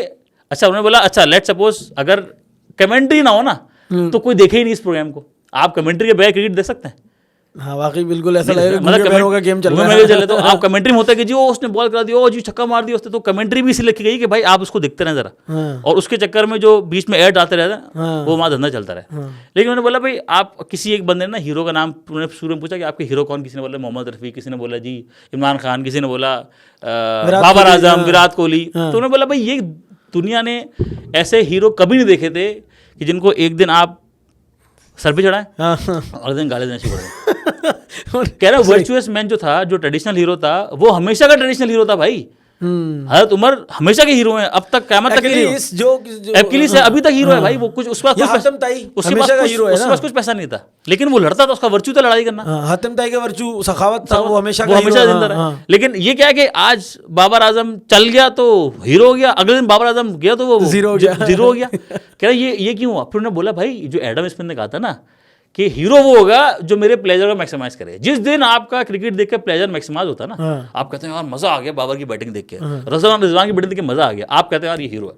اور جس دن آپ کو پلیجر نہیں ملتا نا اس کی بیٹنگ سے, اس دن آپ کو ہیرو زیرو بنا دیتے ہیں. انہوں نے بولا ہیرو وہ ہوگا کہ بھائی جو 3 کام کرے, جو ہمارا پلیجر میکسیمائز کرے, ہماری ویلتھ میں میکسیمائز کرے, جیسے آپ نے نام لیے شروع پہ جیف بیزوس, ایلون مسک, یہ سارے وہ لوگ ہیں کہ جو پلیجر میکسیمائز, جو ہمارا جن کو ہم دکھتا ہے بہت پیسہ اس کے پاس, مطلب لڑکے بچے چھوٹے بچے کہہ رہے ہیں بھائی میسی بننا ہے. کیوں میسی بننا ہے, اس کے پاس بہت پیسہ ہے یار. کرسٹیانو رونالڈو کے پاس بہت پیسہ ہے, اس کے پاس گاڑی اتنی بڑی ہے, تو لوگوں کو بننا اس لیے کرسٹیانو رونالڈو کیوں بننا ہے؟ ایک تو پلیجر بڑھا رہا ہوں، پلیجر بڑھ رہا ہے، ٹھیک ہے، اسپورٹس ہے، پرفارمنس ہے، جو بھی ہے، اور اس کا مطلب رونالڈو یہ لوگ ان کی پرفارمنس میں کنسسٹنٹ ہے، مطلب ان کی ہر میچ کے اندر پرفارمنس اچھی رہتی ہے، تو ہم کیا بولیں گے بھائی ان کا پلیجر جو نا وہ تو یہ پیسہ دکھا رہا ہے لوگوں کو، یہ اپنی گاڑیاں دکھاتے ہیں، اپنے گھر دکھاتے ہیں، تو لوگوں کو اس سے بڑا کیا بڑا آدمی ہے تو وہ جو آپ نے بات کی ہے کہ لوگوں کی ترجیحات بدل گئی ہیں، وہ یہی بدلی گئی ہیں۔ اچھا، اور یہ جو ہمارے جو مغربی جو مستشرقین ہیں انہوں نے بڑے سمجھنے کے زبردست، ابھی ہم اس پہ بھی جائیں گے ڈیپتھ میں، وہ جو نوجوان والی بات تھی نا، وہ نوجوان والی بات بھی یہیں سے ڈرائیو ہوئی کہ بھائی ان کے نزدیک جو پرابلم ہے آج کل کے وہ تو سیکولرزم ہے، ہیومنزم، بلکہ سب سے بڑا جو مسئلہ اس وقت جو ہمیں نظر آیا ٹرانسجینڈر پہ گفتگو کرتے ہوئے، انہوں نے بولا بھائی آپ لوگ کون ہیں؟ سب سے پہلے آپ انسان ہیں مسلمان ہیں؟ اچھا سوال آئے گا، بولا بھائی اچھا اس نے ہم سے پہلے ہم جواب دے دیتے کہ جی ہم تو انسان ہیں پہلے، تو وہ ہمیں یاد ہے اچھا انسان ہو تو پھر کرسچنس کا بھی خیال کرو، ہندوؤں کا بھی خیال کرو، مطلب آپ انسان ہیں مسلمان پہلے؟ ہم نے کہا ہم اللہ تعالیٰ کی مخلوق پہلے ہیں۔ نہیں یہ کیا بات تھی، آپ انسان پہلے ہیں یا آپ مسلمان پہلے؟ ہم نے بولا بھائی ہم اللہ تعالیٰ کی مخلوق پہلے ہیں، اللہ تعالیٰ چاہتا تو مجھے کتا رکھتا، کیڑا بناتا، درخت بنایا تھا، صحیح، میں اللہ کی مخلوق والا نے مجھے انسان بنایا، اللہ تعالیٰ کا شکر ہے اس نے مجھے انسان بنایا، ہاں انسان بنا دیا اس کا لاکھ لاکھ شکر ہے، پھر اس کا اور شکر ہے کہ اس نے مجھے مسلمان بنا دیا۔ ٹھیک، تو وہ لوگ یہ جو ہیومنزم ہے نا، سب سے بڑی فساد کی جڑ ہیومنزم ہے۔ اچھا، ہیومنزم یہ کہتا ہے کہ بھائی جتنے بھی ہیومن ہیں نا، آپ ان انسانوں کی نا قدر کرو۔ اس میں کیا ہے قدر کا مطلب کیا ہے؟ یہ ہیومن لفظ بھی بڑا سمجھنے کے دیکھنے والا ہے۔ ہیومن، وہ میں ایک فلسفے کے بارے میں پڑھا تھا، ان کے نام ہے کارلوس لیمونٹ، انہوں نے ہیومنزم کے بارے میں بتایا، انہوں نے بولا دنیا میں پہلا ہیومن بینگ جو پیدا ہوا وہ 1700 عیسوی میں پیدا ہوا، 17 سینچری کے اندر پیدا ہوا، پہلا ہیومن بینگ۔ اس سے پہلے والا بندہ ہیومن نہیں تھا۔ اچھا، ہاں، اس نے اب وہ یہ بات کیوں بولی؟ اس نے یہ بات اس لیے بولی کہ ماڈرنٹی کا آغاز جو ہے نا وہ ہوا 17 سینچری سے اچھا آنورڈس، کہ جب انسان نے، اچھا یہ آپ نے ٹرم استعمال کی ماڈرنٹی نا، ہاں ماڈرنٹی، تو اس سے پہلے آپ نے کہا کہ ہیرو جو ہوگا وہ 3 اس میں خصوصیات ہوں گی، وہ پلیجر بڑھائے گا آپ کا، وہ ویلتھ کیپٹل بڑھائے گا آپ کو کیپٹل بنانے میں، اور آپ کو فریڈم دے گا، آزادی دے گا، آزادی، یعنی آپ کو لگے گا یار میں آزاد رہ کے کچھ بھی کر سکتا ہوں، ٹھیک ہے۔ اور اب آپ نے ایک ٹرم استعمال کی ماڈرنٹی، تو ماڈرنٹی سے کیا مراد ہے؟ یعنی کہ 17ویں صدی عیسوی میں یا 1700 میں آپ بتا رہے ہیں کہ پہلا ہیومن بینگ وہ تھا، اس سے پہلے سارے جانور تھے سب واقعی، وہ لٹرلی کہتے ہیں، وہ لوگ کہتے ہیں کہ بھائی لوگ یہ کسی میجک کو مانتے تھے جس کو یہ مذہب کہتے ہیں، اچھا ہاں جس کو یہ مذہب کہتے ہیں، جس کو یہ خود جسٹیفائی نہیں کر سکتے، ٹھیک ہے، مٹیریلسٹکلی۔ تو یہ لوگ ہیومن بینگ جو ہے نا وہ تاریخ میں پہلی بار 1700 کے اندر پیدا ہوا، اور اس نے بینگ کا نام کیوں دیا؟ ہیومن بینگ، BEING، بینگ کا مطلب ہوتا ہے کہ ہوتا رہنا، اچھا ہوتے رہنا، بینگ کا مطلب انگلش میں کہتے ہیں، تو ہیومن بینگ، اچھا ہم لوگ نہیں معلوم تھا کہ ہیومن بینگ کیا ہوتا ہے، جب پڑھا تو پتا چلا کہ اچھا یہ ہیومن بینگ اس لیے کہتے ہیں کہ انسان نامکمل تھا اور کنٹینیوسلی جاتے ہوئے وہ مکمل ہو رہا ہے، وہ مکمل ہوا نہیں ابھی تک، وہ مکمل ہو رہا ہے، مکمل کیسے ہونا ہے اس کو، وہ بھی بڑا انٹرسٹنگ چیز ہے۔ تو وہ کہتے ہیں بھائی انسان جو تھا، مطلب اس سے پہلے اگر ہم اس میں جائیں کہ جو ماڈرنٹی کی جو بات آپ نے کی، اچھا ماڈرنٹی بیسیکلی جدیدیت کو ہم کہتے ہیں، ٹھیک ہے، اگر ہم آسان سے الفاظ میں تو ہم بولے تو کہتے ہیں کہ جی اسلام سے زیادہ ماڈرن مذہب کوئی نہیں ہے، دین کوئی نہیں ہے، اسلام بہت ماڈرن ہے، ہاں باقی تو سب دقیانوسی مذاہب ہے۔ نہیں یہ بھی بات پتہ نہیں کیوں کی جاتی، سمجھ سے ماڈرن اس لحاظ سے کہ بھائی اللہ کے وسلم سب سے آخری نبی تھے، اسلام سب سے آخری اس میں آیا، تو یعنی جو سب سے جدید لیٹسٹ فیشن ہوتا ہے وہی ماڈرن۔ ہاں ٹھیک ہے، آپ یہ کہہ سکتے ہیں کہ بھائی مذاہب میں تو سب سے جدید جو چیزیں ہیں وہ اس میں اسلام ہے نا۔ نہیں تو اس میں آپ کے خیال میں بات درست نہیں ہے کہ اسلام ایک ماڈرن مذہب ہے؟ نہیں، ماڈرن سے کیا، ماڈرن سے مطلب کیا؟ ماڈرن سے مطلب کہ باقیوں میں جو معاملات تھے اسلام نے تو بہت زیادہ اس کے اندر ایک کھلے ذہن کا مظاہرہ کیا، باقیوں میں تو زمین بچوں کو جیسے زندہ گاڑ دیا کرتے تھے، عورت کی عزت نہیں تھی کسی، یعنی اتنی عزت تو اسلام نے آگے دی، ورنہ عورت کو کہاں عزت دی جاتی تھی، اور یعنی ہندوؤں میں آج بھی داسی کر دیا جاتا ہے وغیرہ وغیرہ، انہوں نے کہا نہیں بھائی عورت بیوہ بھی ہو جائے تو ایسا تھوڑی ہے مرد کے ساتھ آپ اس کو بھی گاڑ دو گے، ختم کر دو گے، اس کی اپنی زندگی ہے، وہ دوبارہ شادی کر سکتی ہے، دوبارہ اس کی ایک لائف شروع ہوگی، یہ ساری چیزیں ہیں، یا یعنی عورت کی ایک پوری عزت کا مقام اس نے اسلام نے دیا، اس لحاظ سے ایک ماڈرن مذہب بولا جاتا ہے۔ دیکھیں اس میں ہم لوگ جو یوزلی غلطی یہ کرتے ہیں کہ ہم مغربی اصطلاحات اٹھاتے ہیں اور ان اصطلاحات کو اپنے ہاں یوز کرتے ہیں اور اپنا مطلب خود نکالتے ہیں۔ یہ میں بات کر رہا ہوں. پرابلم یہ ہے کہ ہم لوگ اگر جب ایک شخص کہتا ہے کہ بھائی اسلام سے زیادہ ماڈرن دین کوئی نہیں ہے, تو میرے واقعی کان کھڑے ہو جاتے ہیں کہ بھائی آپ نے ماڈرن بھی کہا اور پھر اسلام بھی بولا, تو ماڈرن کا تو میں وہ مطلب لوں گا جہاں سے اصطلاح آئی ہے. اچھا آپ یہ ابھی میں اس کو وہ کیجیے گا, میں یہ پوچھنا چاہ رہا ہوں کہ آپ کیا یہ سمجھتے ہیں کہ ماڈرنٹی جو ہے وہ ایتھیزم کی طرف لوگوں کو لے کے جا رہی ہے, وہ ایتھیزم بنا رہی ہے؟ ایتھیزم تو سمجھ لیں کہ وہ ماڈرنٹی کا سمجھ لیں کہ بالکل آخری کونا ہے, مطلب اچھا ان دی اینڈ میں ایک شخص جو نا وہ ماڈرنٹی کے چکر میں خدا سے ہی باغی ہو جاتا ہے, صحیح, وہ ایتھیسٹ ہو جاتا ہے. لیکن اب پرابلم یہ ہے کہ اب آپ نے بات ایتھیزم کی ہے, ہمارے یہاں ایک ظاہر ہے لوگ دیکھ رہے ہیں کہ اس کو لوگ ایتھیسٹ ہو رہے ہیں, اور جتنے بھی ہمارے پرائیویٹ اسکولز ہیں بڑے بڑے اور کافی جس میں ایلیٹ کلاس آتی ہے, وہاں کا تو آوا ہی آوا بگڑا ہوا ہے. مطلب میں جس جگہ سے جہاں رہتا ہوں وہاں پہ مجھے بہت لوگ اس طرح کے ملتے ہیں جن کے بچے وہاں پڑھ رہے ہیں. میں نے ایسے کیسز سنے ہیں وہاں پہ, ایسے کیس سنے کہ آپ بھی بنا آپ کی حالت خراب ہو جائے گی کہ یار یہ ہو کیا رہا ہے. مطلب میں بہت ڈرنے لگتا ہوں کہ بھائی ایسا تو نہیں کہ یہ چیز وبا کی طرح پھیل چکی ہو اور اللہ تعالیٰ کا عذاب آنے والا اور ہم پس جائیں اس میں. مطلب انہوں نے بتایا ان صاحب نے کہ بھائی ایک صاحب جو ہے نا وہ ہمارے بہت جہاں رہتا ہوں وہاں پہ ایک سوشل ورکر ہیں, تو انہوں نے ایک قصہ بتایا مجھے کہ بھائی وہیں پہ ہی ایک صاحب رہتے تھے, انہوں نے ان سے فون کیا. اصل میں وہ ہماری سوسائٹی کے نا ایک سمجھ لیں بہت سینئر فرد ہیں, تو ان سے لوگ بہت کنسلٹ کرتے ہیں بچوں کے حوالے سے جی, اور وہ بھی بچوں سے کافی جو ہے نا گھل مل جاتے ہیں. تو ان سے ایک صاحب نے فون کیا, ان کو بلایا, ان کو بولا بھائی سر ایک پرابلم ہے, آپ آئیے ملنے. جی گئے, کیا پرابلم ہے؟ انہوں نے بولا بھائی دیکھیں مسئلہ یہ ہوا ہے کہ میرا بیٹا جو ہے نا شادی نہیں کر رہا, ٹھیک ہے. تو میں نے اس سے پوچھا کہ بھائی کیوں نہیں کر رہا شادی؟ گھر والے سب پریشان ہو گئے, بھائی شادی تم کیوں نہیں کر رہے, کرنی چاہیے شادی.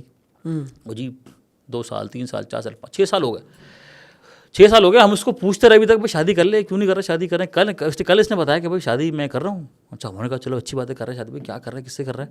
بھائی میرا اپنے فرینڈ سے کر رہا ہوں. اچھا بھائی کون فرینڈ ہے, کیا ہے بتاؤ. میں نہیں وہ میرا دوست ہے نا, اس سے شادی کر رہا ہوں. تو گھر والوں نے بولا یار کیا کیا دوبارہ بتاؤ. وہ مطلب میں دوست ہے اس سے شادی کر رہا ہوں. گھر والوں کی حالت خراب. اچھا یہ دوست سے شادی کر رہے تھے, کیا مراد ہے؟ یہ آپ کی سوسائٹی میں ہو رہا ہے؟ جی جی جی, میں بتاؤں جس سوسائٹی میں تعلق ہے وہاں پہ, اور وہ وہاں پہ جو لوگ بچے رہتے ہیں وہ سارے کے سارے سمجھ لیں کہ لیڈ اسکولس میں رہتے ہیں, جہاں پہ یہ آپ کے بڑے بڑے جو بیکن ہاؤس اور بڑی بڑی جو ہے اسکولز آئے تھے. تو پھر انہوں نے بولا کہ اچھا یہ اسکول کا نام جو میں نے لیا یہ میں نے مثال لی ہے, وہ اسکول ہاں وہ میں نے تو وہ انہوں نے کہا کہ یہ کہنا یہ ہوا کیا ہوا. انہوں نے بولا بھائی پوری کلاس ایسی ہے. انہوں نے بولا پوری کلاس کا یہ حال ہے. کوئی ایک سر تھے جن کا دماغ خراب تھا, ان سر نے پوری کلاس کا دماغ خراب کر دیا, اور سب لوگ ان کے کلاس میں سارے سب کا سب آگے بڑھے, کوئی کسی کے ساتھ کوئی کسی کے ساتھ کوئی کسی کے ساتھ, ان کے یہاں جناب یہ چل رہا ہے. ایک صاحب نے بتایا, ہمارے ایک ٹیچر ہیں, انہوں نے بتایا کہ بھائی صرف وہ نوجوان لڑکے نہیں, ایون کہ شادی شدہ لوگ. انہوں نے ایک قصہ بتایا کسی کا کہ بھائی ایک بندہ ہے, اس کا شادی ہو گئی, اس کی 2 بچے ہو گئے اس کے, مطلب ایک بچہ ہوا 2 بچہ ہوا غالباً. اس کے بعد بالکل بریک مطلب 5-6 سال کا بریک. تو پتہ چلا کہ بھائی 5-6 سال اولاد کا مسئلہ نہیں, مسئلہ کہ بیگم کے ہی پاس ہی نہیں گیا یہ 5 سال. تو جب اس کو زبردستی پوچھا کہ بھائی کیا مسئلہ, پرابلم کیا ہے, تم تو ساتھ رہتے بھی ہو, پھر کیا پرابلم ہے؟ انہوں نے بولا بھائی مجھے نہیں انٹرسٹ ہوتا, میرے انٹرسٹ کسی اور اس پہ, مرد پہ. یہ شادی شدہ لوگوں کا حال ہے. اچھا اتفاق سے لوگ بتاتے ہیں کہ بھائی یہ والی پرابلم نا پہلے بیماریاں تھیں, اور بیماری پہ لوگ باقاعدہ صبر کرتے تھے. یہ ابھی کی بیماری نہیں ہے. علماء بتاتے ہیں کہ بھائی لوگوں کے ساتھ یہ پرابلم پہلے بھی ہوتی تھیں, لیکن لوگوں کو بتایا جاتا ہے کہ تمہارے ساتھ یہ پرابلم ہے, تم صبر کرو اس معاملے میں, تم پاگل نہیں ہو جاؤ. مسئلہ ہے کہ آج ہم لوگ اس کو پریکٹس کر رہے ہیں کہ ایک شخص سمجھتا ہے میں یہ میرا نیچر ہے, میں اس کو پریکٹس کروں جا کے, اس کو اپنے ایسے اور مل جاتا ہے, وہ ساتھ رہنے شروع ہو جاتے ہیں. تو یہ کوئی آج کی بیماری نہیں ہے. مطلب ٹرانسجینڈر جو آج ٹرم نکل گئی ہے نا, لیکن پہلے وہ تھا مردی, لیکن اس کے ساتھ ایک پرابلم تھی کہ جس پہ اس کو صبر کرنا چاہیے تھا. لوگ کرتے ہیں صبر, بہت سارے لوگ جو ابھی پائس لوگ ہیں. مطلب بہت لوگ ایسے لوگ جانتے ہیں کہ اس طرح کے لوگ ہیں جن کو پرابلم ہے یہ والی, وہ بڑے شریف لوگ ہیں, اچھے گھروں کے لوگ ہیں, وہ اس کو مسئلہ سمجھتے ہیں اور وہ اپنے واپس ضبط کرتے ہیں, برداشت کرتے ہیں, یہ والے کام نہیں کر رہے ہوتے. لیکن اب سوسائٹی میں وہ بھی طبقہ ہے کہ جس کو یہ فریڈ مل گیا, جو ظاہر ہے مذہب سے خالی ہے بالکل, جس کو صبر ہی نہیں کرنا, وہ اپنے کام یہ نکال رہا ہوتا ہے, کر رہا ہوتا ہے. اچھا تو آپ کے خیال میں یہ جو طبقہ ہے, چلیں یہ تو ایک مخصوص طبقہ ہے نا, لیکن ایک طبقہ ہے جس کا مسئلہ یہ نہیں ہے, جس کا مسئلہ یہ نہیں ہے, ٹھیک ہے, ٹرانسجینڈر ایشو نہیں ہے, لیکن وہ بہرحال دین سے, یا چلیں دین بیدار ہونا بھی ایک سمجھ میں آتا ہے کہ لوگوں کے رویوں نے کر دیا ہوگا. یعنی مثال کے طور پہ میں آپ کو بتاؤں کہ بچپن میں یعنی بچے بائی ڈیفالٹ نیک ہوتا ہے نا. یعنی ہم بچپن میں مسجد پہنچ جاتے تھے. ہر بچے کی نیچر ہی ہوتی ہے کہ وہ دیکھتا ہے اپنے بڑے جا رہے ہیں تو وہ خود بھی جا کے شروع میں مسجد چلے آنا, پہلی صف میں کھڑے ہو جانا, ٹھیک ہے نا, جا کے آگے آگے رہنا, اور پھر جیسی نماز شروع ہوتی تھی تو وہ آخری صف میں ملتا ہے بچہ. انکل پیچھے کرتے تھے, سب ایک کے بعد ایک کے بعد ایک, کیا کر رہے ہو یہاں, کیوں پیچھے جاؤ فلاں. تو اس سے ایک بیہیویئر مسئلہ آ جاتا ہے کہ یار میں بولتا ہوں یار مجھے رہنا ہی نہیں ہے, مجھے مسجد ہی نہیں آنا. مسجد میں سارے ایسے ہی لوگ ہوتے ہیں. یہ سمجھ میں آتا ہے. لیکن آپ کے خیال میں کہ یہ کیا وجہ ہے کہ ایک بڑی تعداد یعنی نوجوانوں کی دین بیدار تو ہو ہی رہی ہے, چلیں وہ تو سمجھ میں آتا ہے, اس کی وجوہات کچھ بھی ہو سکتی ہیں, لیکن یہ اس بات کو کرنا کہ جی خدا, مثال کے طور پہ آپ کو بتاؤں کہ دھرو راٹھی ایک بہت بڑا نام ہے, صحیح ہے نا, یوٹیوب کی دنیا کا, اور اس نے یعنی وہ ہر بات کو بڑی لاجیکل بتاتا ہے, اس کی بڑی انفارمیشن لیتا ہے, اس کا ہر پہلو سے تحقیق کرتا ہے, اور کئی منٹ کی ویڈیو بناتا ہے اور ملینز میں اس کے ویوز جاتے ہیں. لیکن وہ اپنی ویڈیو میں بولتا ہے کہ میں خدا کو نہیں مانتا, میرا جتنا تحقیق ہے, جتنا میرا مطالعہ ہے, خدا نہیں ایگزسٹ کرتا اس دنیا کے اندر. تو اور وہ اکیلا تو نہیں ہوگا, یعنی ایک پورا ایک طبقہ ہوگا نا جس نے جو اس طرح کا رویہ رکھتا ہوگا, اور وہ صرف وہ ہندو ہو کے تو نہیں ہوگا. یعنی کہ مسلمانوں میں یعنی پی ٹی اے کیمپین کر رہی ہے پوری کہ یار اگر آپ اس طرح کوئی مواد فیس بک پہ دیکھیں, آپ اس طرح کا مواد کوئی موبائل پہ آپ کو واٹس ایپ پہ ریسیو ہو تو آپ ہمیں انفارم کریں, ہم اس لوگوں کے خلاف تعدیبی کارروائی کریں گے جو اس طرح کا مواد دے رہے ہیں. مطلب یہ طبقہ موجود ہے. بالکل ہے. تو وہ کیوں ہے, مطلب اس میں کیا آپ کے خیال میں ایک مسلمان گھرانے میں, ایک روایتی مسلمان گھرانوں میں پلنے بڑھنے والے بچوں کا یہ مسئلہ کیوں ہے کہ وہ خدا بیزار ہو گئے ہیں, وہ خدا ہی کو سے لا تعلق ہو گئے ہیں, بولتے خدا ہے ہی نہیں, ہم خدا سے بیزار ہیں. دیکھیں ہمارے یہاں نا بہت لوگ اس پہ کام کر رہے ہیں, ٹھیک ہے, اور میں بھی ذرا بہت لوگوں کو سنتا ہوں اس معاملے پہ. میں نے ایک چیز فیل یہ کی کہ بھائی دیکھیں کسی بھی بیماری کو آپ نے اگر اس کی تشخیص کرنی ہے نا تو اس کا اگر حل نکالنا ہے تو 3 اس کی اسٹیپس ہیں. پہلا یہ کہ وہ اس کو آپ تشخیص پراپر کریں, صحیح ہے, ٹھیک ہے. کسی بیماری کا حل نکالنے کے لیے پہلا اصول اس کا ہے کہ اس کی تشخیص کر لیں. دوسری چیز یہ کہ آپ اس کا پریونشن ڈھونڈیں, یا اس کا جو جس وجہ سے اس کو بیماری لگ رہی ہے وہ اس راستے کو بند کریں اور پھر اس کو کیور کریں. صحیح, ٹھیک ہے. مسئلہ ہے کہ ہم نے پرابلم آئیڈینٹیفائی کر لیا کہ پرابلم یہ کہ بھائی بچہ جو نا ہمارے لوگ ایتھیسٹ ہو رہے ہیں, دین بیزار ہو رہے ہیں, مذہب بیزار ہو رہے ہیں, ڈیویٹ ہو رہے ہیں دین سے. ہم ڈائریکٹلی چلے آتے ہیں کیور کے اوپر. اس کو کیور کیا کرنا ہے, اس کو قرآن کی آیتیں سنائیں گے, اس کو جو ہے نا وہ اللہ کے نبی کی سیرت بتائیں گے. وہ ڈائریکٹ اللہ کے نبی کی ذات کے اوپر بات کر رہا ہوگا, وہ صحابیات کے اوپر بات کر رہا ہوگا, ہم اس کو صحابہ کے فضائل کو سمجھا رہے ہوں گے. تو یہ چیز بیان کرنا یہ کوئی لاجیکل چیز ہے. مطلب ایک شخص مجھ سے اگر کسی صحابہ پر اعتراض کرے, کسی صحابیات پہ اعتراض کرے کہ اللہ کے نبی کی حضرت عائشہ شادی کے پر اعتراض کرے, تو میں اس کو اللہ کے نبی کی سیرت نہیں سمجھاؤں گا. میں اس کو بولوں گا بھائی تم ذرا 1 منٹ کے رکو, ذرا تم نے یہ سوال اٹھایا تو تم اللہ کے نبی کو نبی مانتے ہو نہیں مانتے؟ وہ بولے گا ہاں مانتا ہوں, تو پھر میں اس کو لے کے آؤں گا بھائی اللہ کے نبی کو نبی مانتے ہو تو پھر سب چیز مانو. پھر تم سلیکٹ نہیں ہوتا نا, کیونکہ قرآن کہتا ہے بھائی اللہ کے نبی جو دے بولو, اس سے منع کرو, رک جاؤ. میں اس کو سمجھاؤں گا. لیکن ایک شخص بولے کہ نہیں میں اللہ کے نبی کو نہیں مانتا, تو پھر میں اس کو پہلے بولوں گا خدا کو مانتے ہو نہیں مانتے؟ ہو سکتا ہے تم کرسچن ہو, تم خدا کو مانتے ہو. وہ بولے گا ہاں میں خدا کو مانتا ہوں. میں بولوں گا ٹھیک ہے اب آؤ. جب وہ خدا کو مانتا ہوگا تو پھر میں اس کو لے کے آؤں گا, ٹھیک ہے بھائی اب تو اب ہم بات کرتے ہیں کہ خدا کے تصور کے اندر اور کون کون سے تصور دنیا کے اندر موجود ہیں کہ جو لوگ خدا کے تصور کو مانتے ہیں, اور پھر خدا نے جو پیغام دیا وہ کس کے ذریعے سے ہمارے پاس آیا. پھر ہم بات کریں گے قرآن کے قانون کے اوپر, اس پہ ہم ڈیبیٹ کر سکتے ہیں. لیکن ایک شخص تو خدا کو نہیں مانتا, وہ اللہ کے نبی کو نہیں مانتا, خدا کو نہیں مانتا, اس کو بیٹھ کے ہم اللہ کے نبی کی سیرت بتائیں گے تو وہ کچھ فائدہ نہیں ہے. مسئلہ یہ ہے کہ بھائی اس کو دیکھنا کہ وہ اس کا وہ راستہ دیکھنا کہ جس راستے سے وہ یہ اس کو دماغ میں ہی کیڑا آ رہا ہے. اس کے دماغ میں کیڑا آتا ہے کہ جب وہ مذہب کو ارریلیونٹ سمجھنا شروع ہوتا ہے. وہ مذہب کو ارریلیونٹ اس لیے سمجھتا ہے کہ اس کے آس پاس جو دنیا تبدیل ہو چکی ہے نا, اس تبدیل ہوئی دنیا میں وہ دیکھتا ہے کہ بھائی مجھے اسلام کہیں بھی نظر نہیں آ رہا کمپیٹیبل.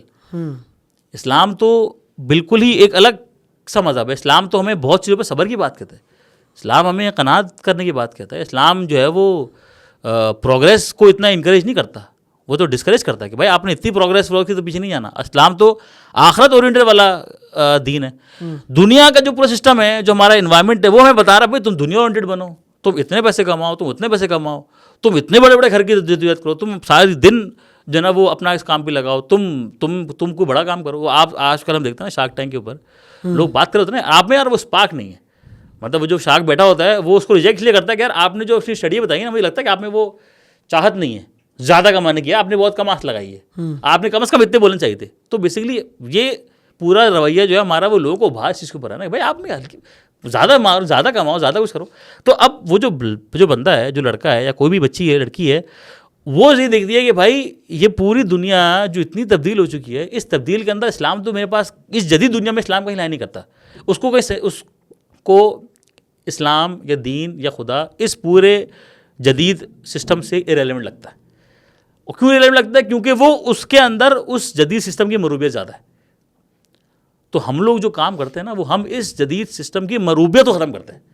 ہم کہتے ہیں بھائی آپ نے اس پوری جدید نہیں, یعنی آپ اس بات پہ ایگری ہیں کہ اسلام واقعی ریلیونٹ ہے, آپ اس بات پہ ایگری ہیں؟ میں یہ پوچھنا چاہ رہا ہوں کہ مطلب وہ واقعی ریلیونٹ ہے اور اب ہم ریلیونسی تو لا نہیں سکتے, اس لیے ہم مروبیت ختم کر رہے ہیں, ایسا ہے؟ میں پوچھنا چاہ رہا ہوں. دیکھیں یہ چیز تو ہم تو یہ بات دیکھیں, مغرب جیسے میں ایک کتاب کوٹ کروں گا, ایک کتاب چاہے اسلام و جاہلیت, ایک عالم مولانا مودودی نے ایک کتاب سے لکھا اسلام و جاہلیت.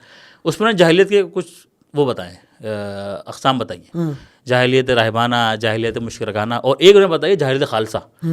اس جاہلیت خالصہ کو انہوں نے بولا ہے کہ مغرب جاہلیت خالصہ ہے, ویسٹ کو سید مودودی نے بولا کہ یہ پیور جاہلیت ہے, پیور جاہلیت. اب جب ہم مغرب کو پڑھتے ہیں تو مغرب کی پوری جو سمجھ لیں کہ یہ جو پورا ماڈرن ڈسکورس ہمارے سامنے موجود ہے, یہ جو پورا ایک کیپٹلزم کا پورا سسٹم ہمارے موجود ہے, اس کی جب ہم بنیاد پہ جاتے ہیں تو ہمیں پتہ چلتا ہے کہ بھائی یہ چیز تو لوگوں نے ڈیوائس ہی خدا کے تصور سے نکل گئی ہے. مطلب جب ہم بات کرتے ہیں ماڈرنٹی کی, تو آپ نے مجھ سے پوچھا تھا ابھی, میں رہ کہ ماڈرنٹی کیا چیز ہے. ماڈرنٹی کے 3 آدرش ہیں. ماڈرنٹی کہتی ہے کہ بھائی فریڈم, سب بندے آزاد ہوں, ہر بندہ آزاد ہو, کوئی کسی کے جبر میں نہ ہو, کسی کے کنٹرول میں نہ ہو, اسلام اپنے کنٹرول میں ہو. نہیں اسلام خدا کنٹرول میں کہتا ہے. ہاں خدا مطلب ویسے تو بندوں کو غلامی سے تو نکالتا ہے. نہیں وہ چھوڑ دیں ماڈرنٹی ہے وہ. میں نے کہا اسلام تو چاہتا ہے کہ بندہ آزاد پیدا ہوا, آزاد دنیا سے جانا. اسلام کہتا ہے نہیں خدا کے تابع تو ہے, خدا رسول کے تابع. ماڈرنٹی یہ کہتی ہے, ماڈرنٹی کہتی ہے خدا سے بھی زیادہ ہے کسی ایک ذات. اسلام وہ کہتی ہے, وہ بلکہ مغرب ماڈرنٹی کا کلمہ جو ہے نا وہ ہے لا, صحیح موضوع نے بھی لکھا کہ ماڈرنٹی کا جو کلمہ ہے وہ ہے لا الہ الا انسان. اچھا جی, کہ کوئی نہیں ہے الہ سوائے انسان کی. مطلب وہ ماڈرنٹی کہتی ہے بھائی انسان اٹ سیلف خدا ہے, انسان اٹ سیلف خدا ہے. وہ جو میں نے بات کی تھی نا ہیومن بینگ کی, وہ یہیں سے نکلی کہ ہیومن انسان تھا, وہ پہلے عبد تھا, بندہ تھا, لیکن پھر وہ ہیومن بینگ ہو. ہیومن کا لفظ میں نے تلاش کیا تو مجھے لگا بھی 12 سینچری کے اندر یہ کہیں انگلش ٹیکسٹ کے اندر استعمال ہونا شروع ہوا, اور پھر 1700 میں آ کے ہیومن بینگ ہو گیا کہ بھائی انسان تو نامکمل تھا, ابھی وہ شروع ہوا ہے بننا, وہ تب تک مکمل نہیں ہوگا جب تک وہ خدا نہیں بن جاتا. تو انسان دنیا میں خدا کب بنے گا؟ جب دنیا پہ تصرف حاصل کر لے گا, کنٹرول حاصل کر لے گا. تو اسی لیے ہیومن جو ہے نا وہ بھی بینگ ہی ہے, ہیومن نہیں ہے, ہیومن بینگ ہے. تو میں جو بات کرتا ہوں ماڈرنٹی کہتی ہے سب سے پہلی چیز یہ کہ فریڈم ہو. صحیح ہے, ہر بندہ آزاد ہو, ہر پابندی سے آزاد ہو. صحیح. تو جب سب لوگ آزاد ہو گئے, کسی پہ کوئی پابندی نہیں, کسی مذہب کی پابندی نہیں, تو سیکنڈ اسٹیپ ہے کہ بھائی ہر بندہ ایکول ہے. Equality, freedom, equality. ایکویلٹی مطلب کیا ہے؟ سب مساوی ہیں ایک دوسرے, مساوات, سب مساوی ہیں. مطلب یہ کہ باپ بیٹی کو منع کرے, باپ بیٹے کی پٹائی کرے گھر میں, تو ریاست دکھے گی کہ او ایک سٹیزن نے میرے ایک اور سٹیزن کا رائٹ آف ایسوسیشن چھینا ہے, تو وہ باپ کو گرفتار کر لے گا. ماں کو کر لے گا, ماں کو کر لے گا. مطلب وہ بولتے ہیں ماں کچھ نہیں ہے, کچھ نہیں ہے, باپ بھی کچھ. وہ کہتے ہیں کہ بھائی آپ نے کیسے میرے سٹیزن کو مارا. بھائی بچے کی طبیعت زیادہ خراب ہو, ٹیچر شکایت کرتے تو وہ لے آتے ہیں کہ آپ خیال نہیں رکھ سکتے بچے کا. وہی وہ کہتے ہیں ایکول ہے. بھائی آپ ٹیچر بھی بچے کو مار نہیں سکتا, کیونکہ وہ سٹیزن ہے برابر کا. استاد تو ہوگا 300 سال پہلے, ابھی آ گئی ماڈرنٹی, اب دونوں برابر ہیں, ایکول ہیں. تو فریڈم ہو گئی, سب آزاد ہو گئے اور سب برابر ہو گئے. جب سب آزاد ہو جائیں گے اور سب برابر ہو جائیں گے ایکول کے, تو پھر ہم آئے گی پروگرس, آئیڈیا آف پروگرس, پھر آئے گی ترقی, پھر ہم کریں گے پروگرس لمبی. جب آپ کے پاس کوئی لمیٹیشن نہیں ہوگی کسی بھی طریقے کی, اور آپ کے پاس کسی کا لحاظ نہیں ہوگا, تو پھر آپ پروگرس بھی بہت ایکسپونینشلی کریں گے. ہم نے دیکھا پھر دنیا نے ترقی پھر ایسے ہی کی. مطلب ویسٹ نے ایکسپونینشلی انکریز کر کے مطلب کیسے کر لیا. عام طور پہ لوگ پوچھتے ہیں کہ بلکہ ابھی حماس کے معاملے میں جو ہے وہ لوگوں نے بڑا سوال کیا کہ بھائی دنیا جو ہے وہ ابھی مسلمانوں کو کیوں, کیا ضرورت تھی حماس کو وہ کرنے کی. ابھی تو ہمیں اپنے آپ کو اسٹرینتھن کرنا ہے, ہم نے آپ کو کیا کہتے ہیں پاورفل بنانا ہے. یہ تو اوور آل بھی یہ کہہ رہے ہیں پاکستانی قومی بہت پیچھے ہیں, ہمیں اپنے آپ کو اسٹرینتھن کرنا ہے. جو لوگ یہ سوال پوچھتے ہیں کہ ہم بہت پیچھے ہیں, میں ان سے ایک سوال پوچھتا ہوں, میں کہتا ہوں بھائی آپ بہت پیچھے ہیں نا, کتنے سال پیچھے ہیں؟ ہم 100 سال پیچھے ہیں, 200 سال 300 سال پیچھے ہیں. میں کہا لیٹ سپوز اگر ہم 100 سال پیچھے ہیں تو آپ یہ کہتے ہیں کہ آج جہاں پہ امریکہ ہے ہم ایگزیکٹلی 100 سال بعد وہاں پہ ہو جائیں گے. آپ چاہتے ہیں ایسا؟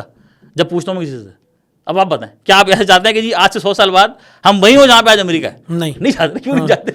کیونکہ میرے اپنے پرسپیکٹو سے میں سمجھتا ہوں امریکہ ایک آئیڈیل سوسائٹی نہیں ہے. ختم. اس کا مطلب ہے کہ جب لوگ سوال پوچھتے ہیں میں ان سے بولتا ہوں آپ جو بات کر رہے ہیں کہ امریکہ مطلب آپ وہ لوگ کہتے ہیں اچھا 2 منٹ رکتے ہیں کہ بھائی میں نے کہا بھائی کیوں نہیں چاہتے آپ جب کہہ رہے ہیں کہ ہم 100 سال پیچھے ہیں, جب امریکہ جانا چاہتے تو پاکستان کو 100 سال بعد امریکہ کیوں نہیں دیکھنا چاہتے ہیں؟ آپ کو رہنا وہی ہے. تو وہ پھر مجھے پھر کہتا ہوں بھائی آپ کی, میں پھر سناتا ہوں, میں کہ دیکھیں آپ کی جو اپنی جو اسٹنکٹ ہے نا, اپنے اندر آپ کے یہ احساس ضرور ہے کہ بھائی ہمارے معاشرے کے اندر جو میرے گھر میں میری بیوی ہے, میری بہن ہے, میری ماں ہے. مطلب میں نے جرمنی کے اندر اپنے ساتھ جہاں میں جاب کرتا تھا اسٹوڈنٹس ہوتے ہوئے, تو میں نے 50 سال کی خواتین, 55 سال کی خواتین کو دیکھا کام کرتے ہوتے ہوئے, سامان اٹھا رہی ہیں, سب کچھ رکھ رہی ہیں, سب کچھ کر رہی ہیں. اب 2 منٹ کے میں دیکھتا میں کہتا یہ تو میری اماں کی عمر کی ہیں یار. میری اماں گھر میں مست آرام سے جو ہے نا وہ گھر میں لوگوں کی خدمت بھی کر رہی ہیں, گھر میں آرام بھی کر رہی ہیں, سب کچھ کر رہی ہیں, جو وہ یہ کر رہی ہے یہ کر رہی ہے. اس سے پوچھا میں نے کہ بھائی کیا, تو اب وہی پتہ چلا کہ بھائی بچہ الگ ہے, الگ رہتا ہے, میاں الگ رہتا ہے, میں الگ گھر میں رہتی ہوں, تو میں خرچہ کیسے نکالوں گی؟ ان کا پوری سوسائٹی یہ کام کر رہی ہے نا. تو جب آپ ایک ساتھ ہی اپنی سوسائٹی کا اتنا بڑا چنک جو آج ہمارے گھروں میں ہے وہ آپ نکال لیں گے تو بھائی پاکستان کا بھی GDP انکریز ہو جائے گا. تو یہی تو مسئلہ ہے, جو سیکولر لوگ ہیں, جو سیکولر قوتیں ہیں, جو لبرل قوتیں ہیں, پاکستان میں بھی تو کہہ رہی ہیں کہ بھائی تمہارا GDP انکریز نہیں ہو رہا کہ تم نے خواتین کو گھر میں باندھ رکھا ہوا ہے. وہ یہی کہتے ہیں بھائی نکالو باہر ان کو, آپ امپاور کریں خواتین کو یار, آپ خواتین کو نکالیں باہر گھروں سے, ہمارا GDP اتنا انکریز ہو جائے گا. تو بھائی ہم کہتے ہیں بھائی وہ جو ترقی ویسٹ نے کی ہے اگر ہم وہ بھی کر لیں گے تو ان کا جو سسٹم تباہ ہوا ویسے ہی ہوا. ویسٹ کا فیملی سسٹم بھی ایگزیکٹلی اس طرح تباہ ہوا جس طرح وہ چاہتے ہیں ہمارا بھی تباہ ہو جائے. تو بھائی مطلب جو ماڈرنٹی کی بات ہے نا, ماڈرنٹی کو ہم اس لیے کہتے ہیں کہ بھائی دیکھیں یہ پورا سسٹم جو ڈیولپ ہوا یہ ہمارے مطابق نہیں ہوا. مسئلہ یہ کہ اب چونکہ ہم پہ امپوز ہو گیا ہے تو اس امپوز ہونے پر ہمیں دیکھنا کہ یار ہم اس سے نکلے کیسے, ہماری کیفیت یہ ہونی چاہیے, یار ہمیں اس سسٹم سے نکلنا ہے. ہاں لیکن ہماری کیفیت تو یہ ہے کہ ہمیں اس سسٹم کو اڈاپٹ کرنا ہے. مسئلہ یہ ہے, اب پرابلم یہ, تو اسی لیے ہم کہتے ہیں بھائی اس سسٹم سے مروب مت ہو. اچھا اس میں ایک بات جو ہے نا وہ رہ گئی, آپ نے پوچھا نا کہ بھائی اسلام کو ماڈرنٹی سے پرابلم ہے, تو صرف اسلام کو پرابلم نہیں ہے, ایون کہ جو ماڈرنسٹ فلسفی ہیں ان کو بھی پرابلم ہے اسلام سے. وہ بھی کہتے ہیں کہ بھائی اسلامی تہذیب سب سے بڑی تہذیب ہے جو مغربی تہذیب کے سامنے کھڑی ہے. مغربی تہذیب کے سامنے واحد تہذیب جو اسٹرانگ کھڑی ہے وہ اسلامی تہذیب کھڑی ہے. ایک فلسفی ہے, ان کا نام ہے سیموئل ہنٹنگٹن, ٹھیک ہے. انہوں نے بتایا کہ انہوں نے کتاب لکھی دا کلیش آف سویلائزیشن, اس میں انہوں نے بڑی مشہور کتاب ہے the clash of civilization and the making of new world order. اچھا, اس میں انہوں نے کہا کہ بھائی اسلامی تہذیب جو ہے نا وہ واحد تہذیب ہے جو مغربی تہذیب کے سامنے کھڑی ہوئی ہے. یہ انہوں نے جواب دیا اس کو فرانسسکو فوکویاما, وہ بھی ایک فلسفی ہیں. انہوں نے کہا تھا بھائی دنیا اب ہو گئی یونیپولر.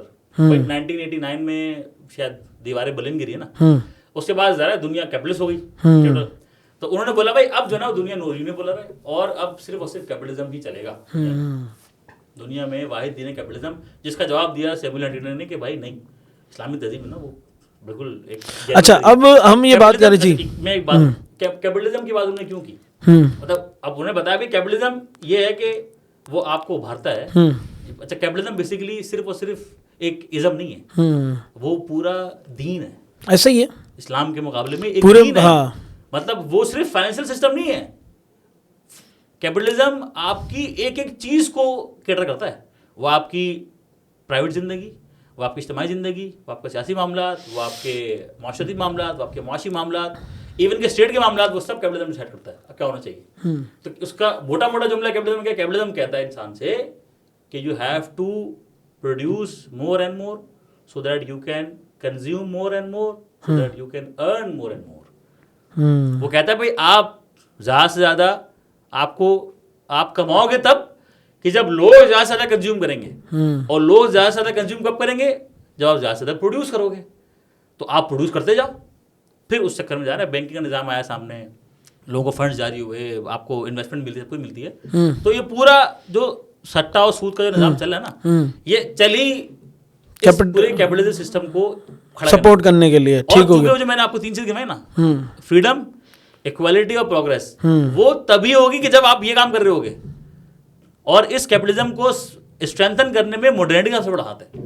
जब तक आप आज़ाद नहीं होगे सब चीज़ों से, दीन के मामले में आज़ाद नहीं होगे, इक्वलिटी के मामले में आज़ाद नहीं होगे, जब प्रोग्रेस के मामले में कोई रोक टोक नहीं होगी तो आपको कि भाई ज़ाया पे ज़ाया किए जाओ, $1 बिलियन लोग कंपनियाँ खोलते हैं जो है ना, वो limited liability company, LLC company क्या होती है?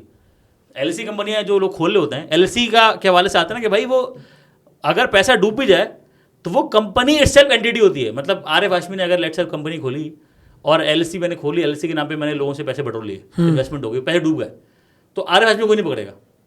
क्यों? क्योंकि वो LLC जो है ना वो खुद इटसेल्फ एक एंटिटी है. वो भाई कंपनी क्या होती है? कंपनी कमरा ही तो होता है या एक नाम होता है, ऐसे ही है. अब उस चक्कर में लोग खोलते जाए, बनाए जाएं, अरबों रुपए. अब लेट सपोज अब अगर हम प्योर इस्लामिक सिस्टम में चले तो इस्लामिक सिस्टम के अंदर हम देखें तो क्या हमारे पास ये जो मॉडर्न जो बैंकिंग का निज़ाम है ये हमारे पास होगा?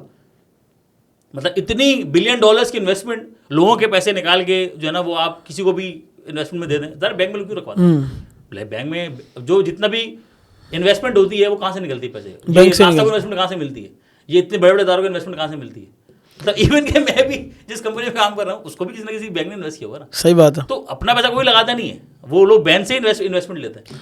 तो मसला प्रॉब्लम ये है कि भाई आप ये मॉडर्निटी बेसिकली करती है वो इंसान को सरमाए की भी लगा देती है और हर चीज से फारिग कर देती है. ऐसा ही है. मतलब आप सिर्फ और सिर्फ सरमाए के पीछे पागल हो जाते हैं. आप कमाने भी लगते हैं, कमाओ कमाओ कमाओ कमाओ कमाओ. लेकिन इससे नतीजे में एक लॉजिकल क्वेश्चन जहाँ पे हम अभी भी खड़े हुए हैं वो ये है कि अगर एक लॉजिकल बंदा सोचता है वो तो अपने सेंसेस की बुनियाद पे, अपने अकल की बुनियाद पे सोचता है एक आम आदमी, तो वो खुदा तक तो नहीं पहुँच सकता. यानी वो इसीलिए खुदा बेदार हो रहा है ना कि वो बोलता है कि भाई ये कायनात मैं मेहनत करता हूँ. एक्चुअल में होता क्या है भाई, मैं मेहनत करता हूँ तो मैं जितनी मेहनत करता हूँ मुझे उतना पैसा मिलता है, तो इसमें खुदा कहाँ है? यानी ये इसी दौड़ में है ना कि यार आपने जो कोशिश की आपको पैसा मिल रहा है, आप जितनी मेहनत कर रहे हो उतना कमा रहे हो, आप नहीं करोगे नहीं कमाओगे. ये दुनिया जो जितनी मेहनत कर रहा है उतना कमा रहा है, इसके पीछे लगा है ना. तो अब जब एक तो ये मामला ही ख़त्म हो गया, यानी जैसा मैंने सुना कि ईसाइयत में अब ये बात नहीं है, आप बताएं कि हज़रत ईसा अलैहिस्सलाम को उठा लिया गया, तो बोलते हैं तो व्हाट, मतलब क्या हुआ फिर? बोले नहीं, लेकिन आप लोग बोलते हैं कि वो सलीब पे चढ़ गया. बोला सो व्हाट, तो क्या हुआ?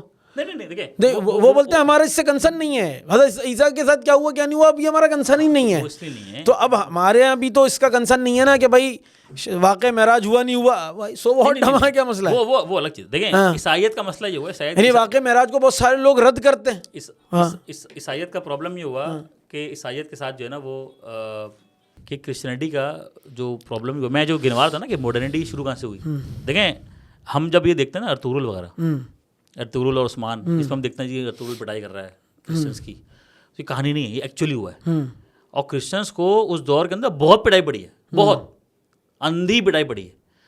उस चक्कर में क्या हुआ कि इनके जो आम लोग थे वो मज़हब से थोड़ा हटने लगे कि हर तरफ ईसाइयत ख़त्म हो रही है, पिट रही है, तो उनके लोग मज़हब से वापस आने लगे. तो इन्होंने क्या किया, इनके पादरियों ने सोचा कि यार हम एक काम करते हैं, हम अपने मज़हब के अंदर ना माकूलात को शामिल करते हैं, लॉजिक रीजनिंग को थोड़ा शामिल कर देते हैं.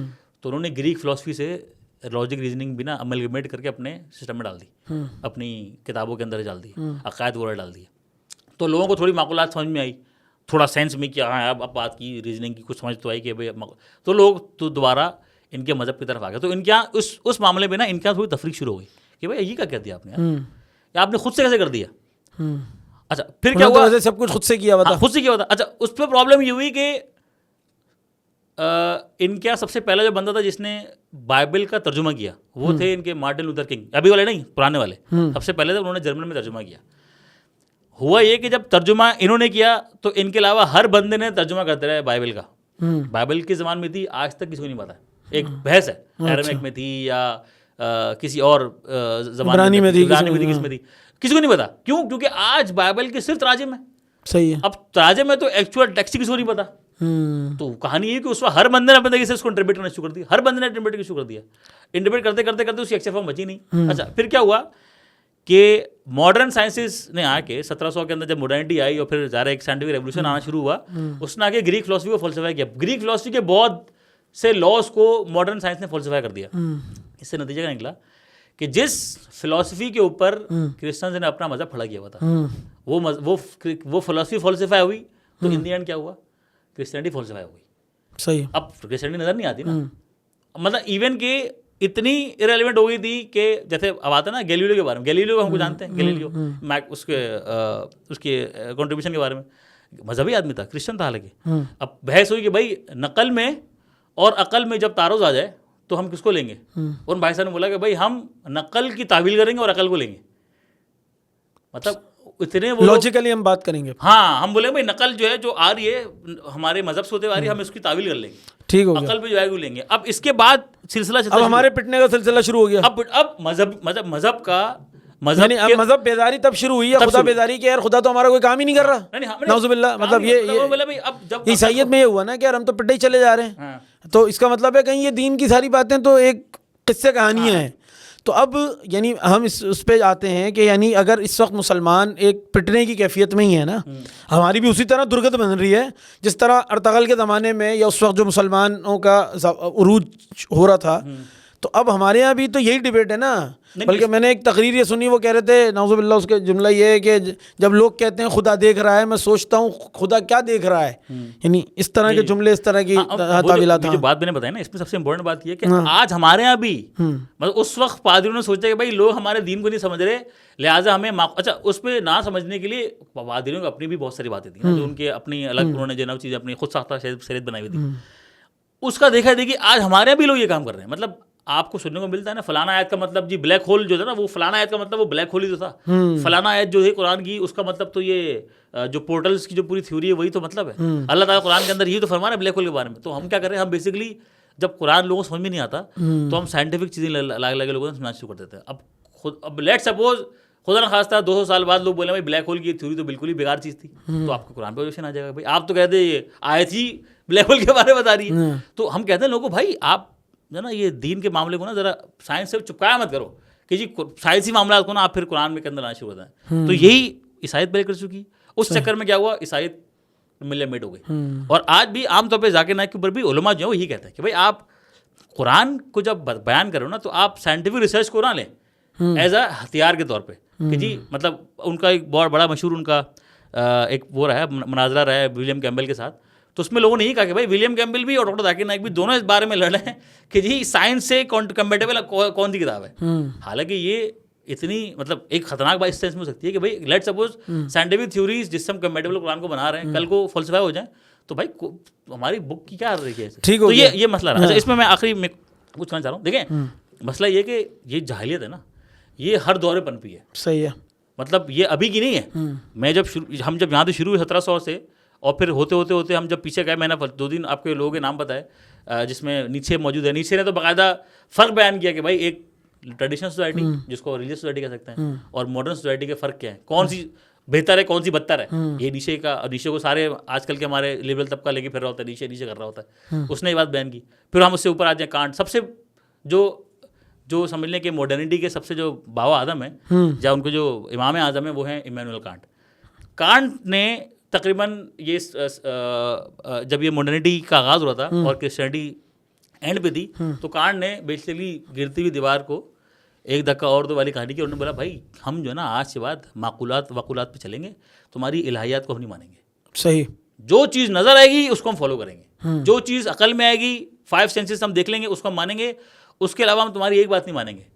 اس کے بعد سے تاریخ نے جو ٹرن لیا اور پھر پوری یہ جو ہم ماڈرن سائنٹیفک جو ڈسکورس دیکھتے ہیں, پوری سائنٹیفک ریولیوشن دیکھتے ہیں, وہ ہم دیکھتے ہی بے خدا تہذیب. اس کا سب سے عملی نمونہ جو ہمارے سامنے وہ ہے کہ بھائی ایک شخص اس پورے دور کے اندر کیسے سوچ سکتا ہے خود سے کہ یار میں ایک ایسا ہتھیار بناؤں کہ جو یکمشت 10 لاکھ لوگوں کو ملیا میٹ کر دے.